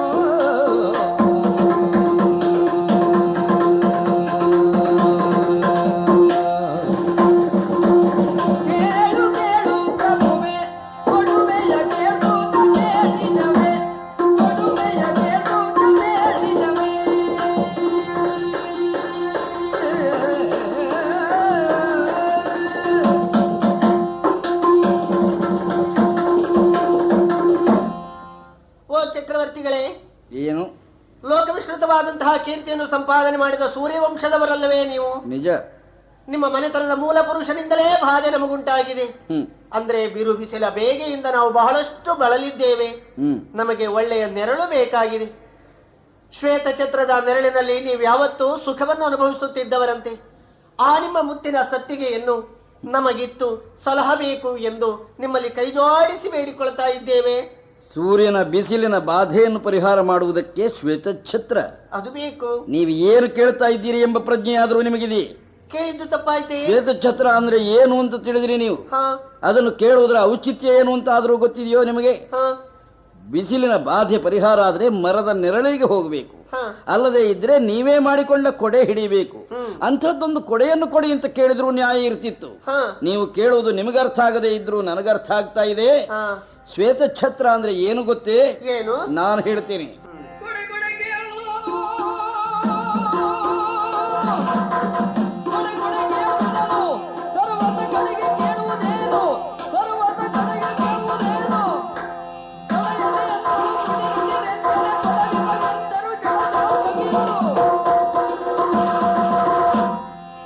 ನಮ್ಮಂತಹ ಚಕ್ರವರ್ತಿಗಳು ಸಿಂಹಾಸನ ಏರುವ ಹೊತ್ತಿಗೆ ತಲೆಯ ಮೇಲೆ ಅಲಂಕಾರಕ್ಕಾಗಿ ಈ ಶ್ವೇತಛತ್ರ ಬರ್ತಾ ಇರುವುದಲ್ಲ. ಇದು ನಮ್ಮ ಅಧಿಕಾರದ ಪ್ರತೀಕ, ಇದು ನಮ್ಮ ಯೋಗ್ಯತೆಯ ಪ್ರತೀಕ. ಅದರ ನೆರಳು ನಿಮಗೆ ಬೇಕು ಅಂತ ಹೇಳಿದ್ರೆ ಅರ್ಥ ಏನಾಗ್ತದೆ ಗೊತ್ತಾ? ನನ್ನ ಚಕ್ರವರ್ತಿತ್ವದ ಒಂದು ಭಾಗವೇ ಬೇಕು ಅಂತ ಹೇಳಿದ ಹಾಗಾಗ್ತದೆ. ನೀವು ತಿಳಿದು ಕೇಳಿದ್ರೋ ತಿಳಿಯದೆ ಕೇಳಿದ್ರೋ ನನಗೆ ಗೊತ್ತಿಲ್ಲ, ಆದ್ರೆ ಇಷ್ಟು ಅರ್ಥವ್ಯಾಪ್ತಿ ಉಳ್ಳಂತಹ ಒಂದು ಮಾತನ್ನು ನೀವು ಆಡುವುದಕ್ಕೆ ಎಷ್ಟು ಧೈರ್ಯವಂತೆಯರಾಗಿದ್ದೀರಿ ಅಂತ ನಾನು ಯೋಚನೆ ಮಾಡ್ತೀನಿ. ಹೇಳ್ತಾರಲ್ಲ, ಅಲ್ಪರ ಸಂಘ ಅಭಿಮಾನ ಭಂಗ ಅಂತ. ನನ್ನ ಔದಾರ್ಯಕ್ಕೆ ನೀವು ಅಪಾರ್ಥ ಮಾಡ್ತಾ ಇದ್ದೀರಿ, ನನ್ನ ಒಳ್ಳೆಯತನಕ್ಕೆ ನೀವು ಕೆಟ್ಟ ವ್ಯಾಖ್ಯಾನ ಮಾಡ್ತಾ ಇದ್ದೀರಿ. ನಿಮಗೆ ಬೇಕಾದ್ದೇನೋ ಅದನ್ನು ಮಾತ್ರ ಕೇಳಬೇಕಾದ್ದು ನೀವು. ಬೇಡದೇ ಇದ್ದದ್ದನ್ನು, ನಿಮಗೆ ಸಂಬಂಧಪಡದೇ ಇದ್ದದ್ದನ್ನು, ಮಾತ್ರ ಅಲ್ಲ ನಾನು ಕೊಡುವುದಕ್ಕೆ ಸಾಧ್ಯವೇ ಇಲ್ಲದೆ ಇದ್ದದ್ದನ್ನು ನೀವು ಕೇಳುವುದು ಉದ್ದಟತನ ಆಗ್ತದೆ. ಹೋಗಲಿ, ಹೆಣ್ಣುಗಳು ನೀವು, ವನವಾಸಿಗಳು ನೀವು, ನಿಮ್ಮ ಅಜ್ಞಾನಕ್ಕೆ ನಮ್ಮಲ್ಲಿ ಕ್ಷಮೆ ಇದೆ. ಬೇರೆ ಏನಾದರೂ ಕೇಳಿ. ಕೊಡ್ತೀರಾ? ಬೇರೆ ಕೇಳಿದ್ರೆ ಕೊಡ್ತೀವಿ. ಹಾಗಾದ್ರೆ ಕೇಳೋಣ, ಅದಕ್ಕೇನಂತೆ? ಸತಿಯರಪ್ಪೆವು ನಿನಗೆ, ಸತಿಯರಪ್ಪೆವು ನಿನಗೆ, ನಮಗೆ ನಿಪತಿ ಜನಿಸೈ ಕಡೆಗೆ, ನಮಗೆ ನಿಪತಿ ಜನಿಸೈ ಕಡೆಗೆ.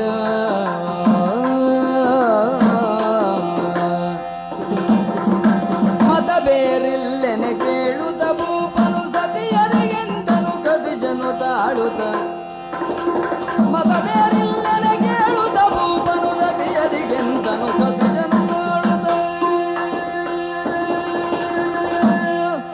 ಓ ಚಕ್ರವರ್ತಿಗಳೇ, ಏನು ಕೊಡೆಯನ್ನು ಕೊಡಿ ಎಂದ್ರೆ ನಿಮಗೆ ಲೋಭ, ಮನಸ್ಸಿಲ್ಲ ಕೊಡುವುದಕ್ಕೆ? ಇಲ್ಲ, ಬೇಕಿಲ್ಲ. ಹಾಗಾದ್ರೆ ಹೀಗೆ ಮಾಡೋಣ, ಹದಿಹರೆಯದ ಯುವತಿಯರಲ್ಲವೇ ನಾವು? ಹೌದು. ನಮ್ಮ ಜೀವನಕ್ಕೊಂದು ಸುಭದ್ರವಾದಂತಹ ಆಸರೆ ಅವಶ್ಯವಲ್ಲವೇ? ಹಾಗಾಗಿ ನಿಮ್ಮಲ್ಲಿ ಯಾಚಿಸುವುದು ಇಷ್ಟನ್ನೇ. ಎಷ್ಟನ್ನು? ನಿಮ್ಮ ಸತಿಯರಾಗಿ ಬಾಳ ಸಂಗಾತಿಯರಾಗಿ ಬದುಕುವುದಕ್ಕೆ ನಾವು ಸಿದ್ಧರಿದ್ದೇವೆ. ನಮ್ಮನ್ನು ಸ್ವೀಕರಿಸಿ ಭೂಪತಿಗಳಾದಂತಹ ನೀವು ನಮಗೂ ಪತಿಯಾಗಿ. ಮುಚ್ಚಿಬಾಯಿ, ಆ ಏನ್ ಆಡ್ತಾ ಇದ್ದೀರಿ ಅನ್ನೋ ಪ್ರಜ್ಞೆ ಇಲ್ಲದೆ ಉದ್ದಟತನದ ಮಾತುಗಳನ್ನು ಆಡ್ತಾ ಇದ್ದೀರಿ. ಯಾಕೆ? ನನ್ನ ಸಲ್ಲಿ ಬಹಳ ಸಲುಗೆ ಆಗಿ ಹೋಯಿತು ನಿಮಗೆ. ನೀವು ಹೇಳಿದ ಮಾತಿನ ಅರ್ಥವಾದರೂ ನಿಮಗೆ ಆಗ್ತಾ ಇದೆ. ಏನಾಗಿದೆ? ನೀವು ಯಾರು ಅನ್ನುವುದನ್ನಾದರೂ ನೀವು ನೆನಪಿಟ್ಟಿದ್ದೀರಾ? ನಾವು ನಿಮ್ಮ ಬಣ್ಣ ಕಂಡಾಗ, ನಿಮ್ಮ ವ್ಯವಹಾರ ಕಂಡಾಗ ನೀವು ಕೆಳಗಿನ ವರ್ಣದವರು ಅಂತ ಸ್ಪಷ್ಟವಾಗಿ ಹೋಯಿತು. ಏನಾಯ್ತು? ಕೊಲೆಯರ ಕುಲದಲ್ಲಿ ಹುಟ್ಟಿದ ನೀವು ನನ್ನ ಗೆಳೆತನ ಬಯಸುವುದು, ನನಗೆ ಸತ್ಯರಾಗುವುದು ಅಂತಂದ್ರೆ ಸ್ವಪ್ನದಲ್ಲಾದರೂ ಅದು ಸಾಧ್ಯವೇ? ಇಲ್ಲವೇ? ನಿಮ್ಮ ಕಲೆಯನ್ನು ನಾನು ಮೆಚ್ಚಿದ್ದುಂಟು. ಆ ಕಲೆಯನ್ನು ಮೆಚ್ಚಿದ ಮಾತ್ರಕ್ಕೆ ನಿಮ್ಮ ಯೌವನಕ್ಕೆ ನಾನು ಅಧಿಪತಿಯಾಗಬೇಕು ಎಂಬ ಅರ್ಥದ ಮಾತನ್ನು ನೀವು ಆಡಿದರೆ ಅದು ಸ್ವೀಕಾರಾರ್ಹವಾಗುವುದಿಲ್ಲ. ಹುಡುಗಿಯರೇ, ಏನು? ಖಂಡಿತ ಈ ಮಾತಿಗೆ ನಾನು ಒಪ್ಪುವುದಿಲ್ಲ. ನಿಮ್ಮ ಮಿತಿಯನ್ನು ಮೀರಿ ನೀವು ವ್ಯವಹಾರ ಮಾಡ್ತಾ ಇರುವ ಹಾಗಿದೆ. ಜೋಕೆ ಚೇಚೆ, ಹಾಗಾಗುವುದಕ್ಕೆ ಸಾಧ್ಯವೇ ಇಲ್ಲ. ಮತ್ತೆ ನೀವು ತಿಳಿದವರಿದ್ದೀರಿ. ಪಂಚೇಂದ್ರಿಯಗಳಿಗೆ ಸಂತೃಪ್ತಿಯನ್ನು ಕೊಡುವಂತಹ ವಸ್ತು ಯಾವುದಿದೆಯೋ ಅದು ಗ್ರಾಹ್ಯವೇ ಆಗಿದೆ. ಈಗ ನಮ್ಮಲ್ಲಿ ಮಾತನಾಡಿದ್ದೀರಿ, ನಿಮ್ಮ ನಾಲಿಗೆಗೆ ಹೊಲತನ ಬರಲಿಲ್ಲ. ಇಲ್ಲ, ನಮ್ಮ ಕಲೆಯನ್ನು ಸೌಂದರ್ಯವನ್ನು ಆಸ್ವಾದಿಸಿದ್ದೀರಿ ದೃಷ್ಟಿಮುಖೇನ, ನಿಮ್ಮ ಕಣ್ಣುಗಳಿಗೆ ಹೊಲೆತನ ಬರಲಿಲ್ಲ. ಇಲ್ಲ, ನಮ್ಮ ಹಾಡನ್ನು ಕೇಳಿದ್ದೀರಿ, ನಿಮ್ಮ ಕಿವಿಗೆ ಹೊಲೆತನ ಬರಲಿಲ್ಲ. ತನು ಗಂಧವನ್ನು ಆಘ್ರಾಣಿಸಿದ್ದೀರಿ, ನಿಮ್ಮ ನಾಸಿಕಕ್ಕೂ ಹೊಲೆತನ ಬಂದದ್ದಿಲ್ಲ. ಹಾಗಾದ್ರೆ ಉಳಿದ ಈ ನಾಲ್ಕೇಂದ್ರಿಯಗಳು ಅಧಮ, ಈ ಸ್ಪರ್ಶೇಂದ್ರಿಯ ಅದು ಮಾತ್ರ ಶ್ರೇಷ್ಠ ಅಂತಲ್ಲ. ಬಹಳ ಬುದ್ಧಿವಂತರಾಗಿದ್ದೀರಿ ನೀವು. ಏನು? ತರ್ಕದವರೆಗೆ ಹಚ್ಚಿ ನನ್ನನ್ನು ಮಾತುಗೆಳೆಯುವ ಕೆಲಸ ನೀವು ಮಾಡ್ತಾ ಇದ್ದೀರಿ. ನಿಮಗೆಲ್ಲ ಉತ್ತರವನ್ನು ಕೊಡ್ತಾ ಕಾಲವನ್ನು ಕಳೆಯುವುದು ನನ್ನ ಉದ್ದೇಶ ಅಲ್ಲದೆ ಇದ್ರು ಒಂದು ಮಾತು ಹೇಳ್ತೇನೆ ಕೇಳಿ. ಏನು? ನಿಮ್ಮ ಕುಣಿತ ನಾನು ನೋಡಿದ್ದೇನೆ. ಸಂತೋಷವಾಗಿದೆ, ಕಣ್ಣುಗಳಿಂದ ನೋಡಿದ್ದೇನೆ. ನಿಮ್ಮ ಗೀತ ಕೇಳಿದ್ದೇನೆ, ಕಿವಿಗಳಿಗೆ ಸಂತೋಷವಾಗಿದೆ. ನನ್ನ 4 ಇಂದ್ರಿಯಗಳಿಗೂ ಸಂತೃಪ್ತಿ ಕೊಟ್ಟಂತಹ ನೀವು ಸ್ಪರ್ಶೇಂದ್ರಿಯದ ಸುಖ ಅಗತ್ಯ, ಅಲ್ಲಿ ದೋಷ ಇಲ್ಲ ಅಂತ ಸಾಧಿಸುವುದಕ್ಕೆ ಹೊರಟ್ರೆ ನಿಮಗೊಂದು ಮಾತು. ಯಾವುದು? ಬೆಂಕಿಯನ್ನು ನೋಡ್ತೀರಿ ನೀವು, ಬೆಂಕಿಯ ಶಬ್ದವನ್ನು ಕೇಳ್ತೀರಿ ನೀವು, ಬೆಂಕಿಯಿಂದ ಉಂಟಾಗುವಂತಹ ಯಾವತ್ತು ಸ್ವರ ಏನಿದೆಯೋ ಆ ಸ್ವರದ ಜೊತೆಯಲ್ಲಿ ಬರುವಂತಹ ಗಂಧವನ್ನು ಆಘ್ರಾಣಿಸ್ತೀರಿ ನೀವು. ಎಲ್ಲವೂ ಸರಿಯೇ. ಹಾಗಂತ ಬೆಂಕಿಯನ್ನು ಮುಟ್ಟುತ್ತೀರಾ? ಇಲ್ಲ, ಸುಡುತ್ತದೆ. ಹಾಗೇನೆ ನಿಮ್ಮಿಂದ ನಾನು 4 ಇಂದ್ರಿಯಗಳಿಗೆ ಸಂಬಂಧಪಟ್ಟಂತಹ ಸಂಬಂಧವನ್ನು ಪಡೆದ ಮಾತ್ರಕ್ಕೆ ಸ್ಪರ್ಶಕ್ಕೆ ನೀವು ಅರ್ಹೇರು ಅಂತ ತಿಳಿಯುವ ಹಾಗಿಲ್ಲ. ಮುಟ್ಟಿದರೆ ಬೆಂಕಿ ಹೇಗೆ ಸುಡುತ್ತದೋ, ಹೊಲೆಯರ ಕುಲದಲ್ಲಿ ಹುಟ್ಟಿದ ನಿಮ್ಮನ್ನು ಮುಟ್ಟಿದರೆ ನನ್ನ ಆಚಾರ, ನನ್ನ ಪರಂಪರೆ ಅದು ನನ್ನನ್ನು ಸುಡುತ್ತದೆ, ಅದರಿಂದ ನನ್ನ ವ್ಯಕ್ತಿತ್ವ ಕೆಡುತ್ತದೆ. ಆದ್ರಿಂದ ನಿಮ್ಮನ್ನು ಮದುವೆಯಾಗುವ ಮಾತಲ್ಲ, ನಿಮ್ಮ ಬಡತನ ನಿವಾರಣೆಗೆ, ನಿಮ್ಮ ಸಂತೃಪ್ತಿಗೆ, ನಿಮ್ಮ ಬದುಕಿಗೆ ಏನನ್ನಾದ್ರೂ ಕೇಳುವುದು ಬಿಟ್ಟು ಮನೆಗಿಂತ ದೊಡ್ಡ ಮೆಟ್ಟಿಲು, ತುಟಿ ಮೀರಿದ ಹಲ್ಲು ನೋಡಿ, ಸುಮ್ಮನೆ ಹೊರಟು ಹೋಗಿ. ಶ್ವೇತಛತ್ರ ಕೇಳಿದ್ರು ಕೊಡೋದಿಲ್ಲ, ಇಲ್ಲ ಮದುವೆಯೂ ಆಗೋದಿಲ್ಲ. ಹಾಗಾದ್ರೆ ನಮಗೆ ಕೊಟ್ಟ ಆಶ್ವಾಸನೆ ಬರಡಾಗಿ ಹೋಯ್ತಲ್ಲ. ಆಶ್ವಾಸನೆ ಯಾಕೆ ಬರಡಾಗ್ತದೆ? ನಿಮ್ಮ ಮಿತಿಯನ್ನು ಮೀರಿ ನೀವು ಕೇಳಿ ನೀವೇ ತಪ್ಪು ಮಾಡ್ತಾ ಇದ್ದೀರಿ. ಕೇಳಬೇಕಾದ್ದನ್ನು ಕೇಳುವುದು ಬಿಟ್ಟು ಕೇಳಬಾರದೇ ಇದ್ದದ್ದನ್ನು ಕೇಳ್ತೀರಿ, ಕೊಡಬಾರದೇ ಇದ್ದದ್ದನ್ನು ಕೊಡಬೇಕು ಅಂತ ಬಲವಂತ ತರ್ತೀರಿ. ಇದಕ್ಕೆ ನಾನು ಒಳಗಾಗುವನಲ್ಲ. ನಿಮ್ಮಲ್ಲಿ ಮಾತನಾಡಿ ಹೊತ್ತು ಕಳೆಯುವುದಕ್ಕೂ ನನಗೆ ಇಷ್ಟ ಇಲ್ಲ. ನೀವು ಈ ಕ್ಷಣ ಇಲ್ಲಿಂದ ಹೊರಡ್ತೀರೋ ನಿಮ್ಮ ಕತ್ತಿಗೆ ಕೈ ಹಾಕಿ ದೂಡಿಸೋ. ರಾಜ ಹರಿಶ್ಚಂದ್ರ ಆಡಿದ ಮಾತಿಗೆ ತಪ್ಪಿದವ ಎಂದು ಪ್ರಚಾರ ಮಾಡ್ತಾ ಹೋದೆವು. ಏನು ಪ್ರಚಾರ ಮಾಡ್ತೀರಿ ಮಂತ್ರಿ? ಪ್ರಚಾರ ಮಾಡ್ತಾರಂತೆ. ಪ್ರಚಾರ ಮಾಡುವುದರ ಜೊತೆಯಲ್ಲಿ ಇನ್ನೂ ಒಂದು ಪ್ರಚಾರ ಆಗಲಿ. ದೂಡಾಚೆ. ಅಯ್ಯೋ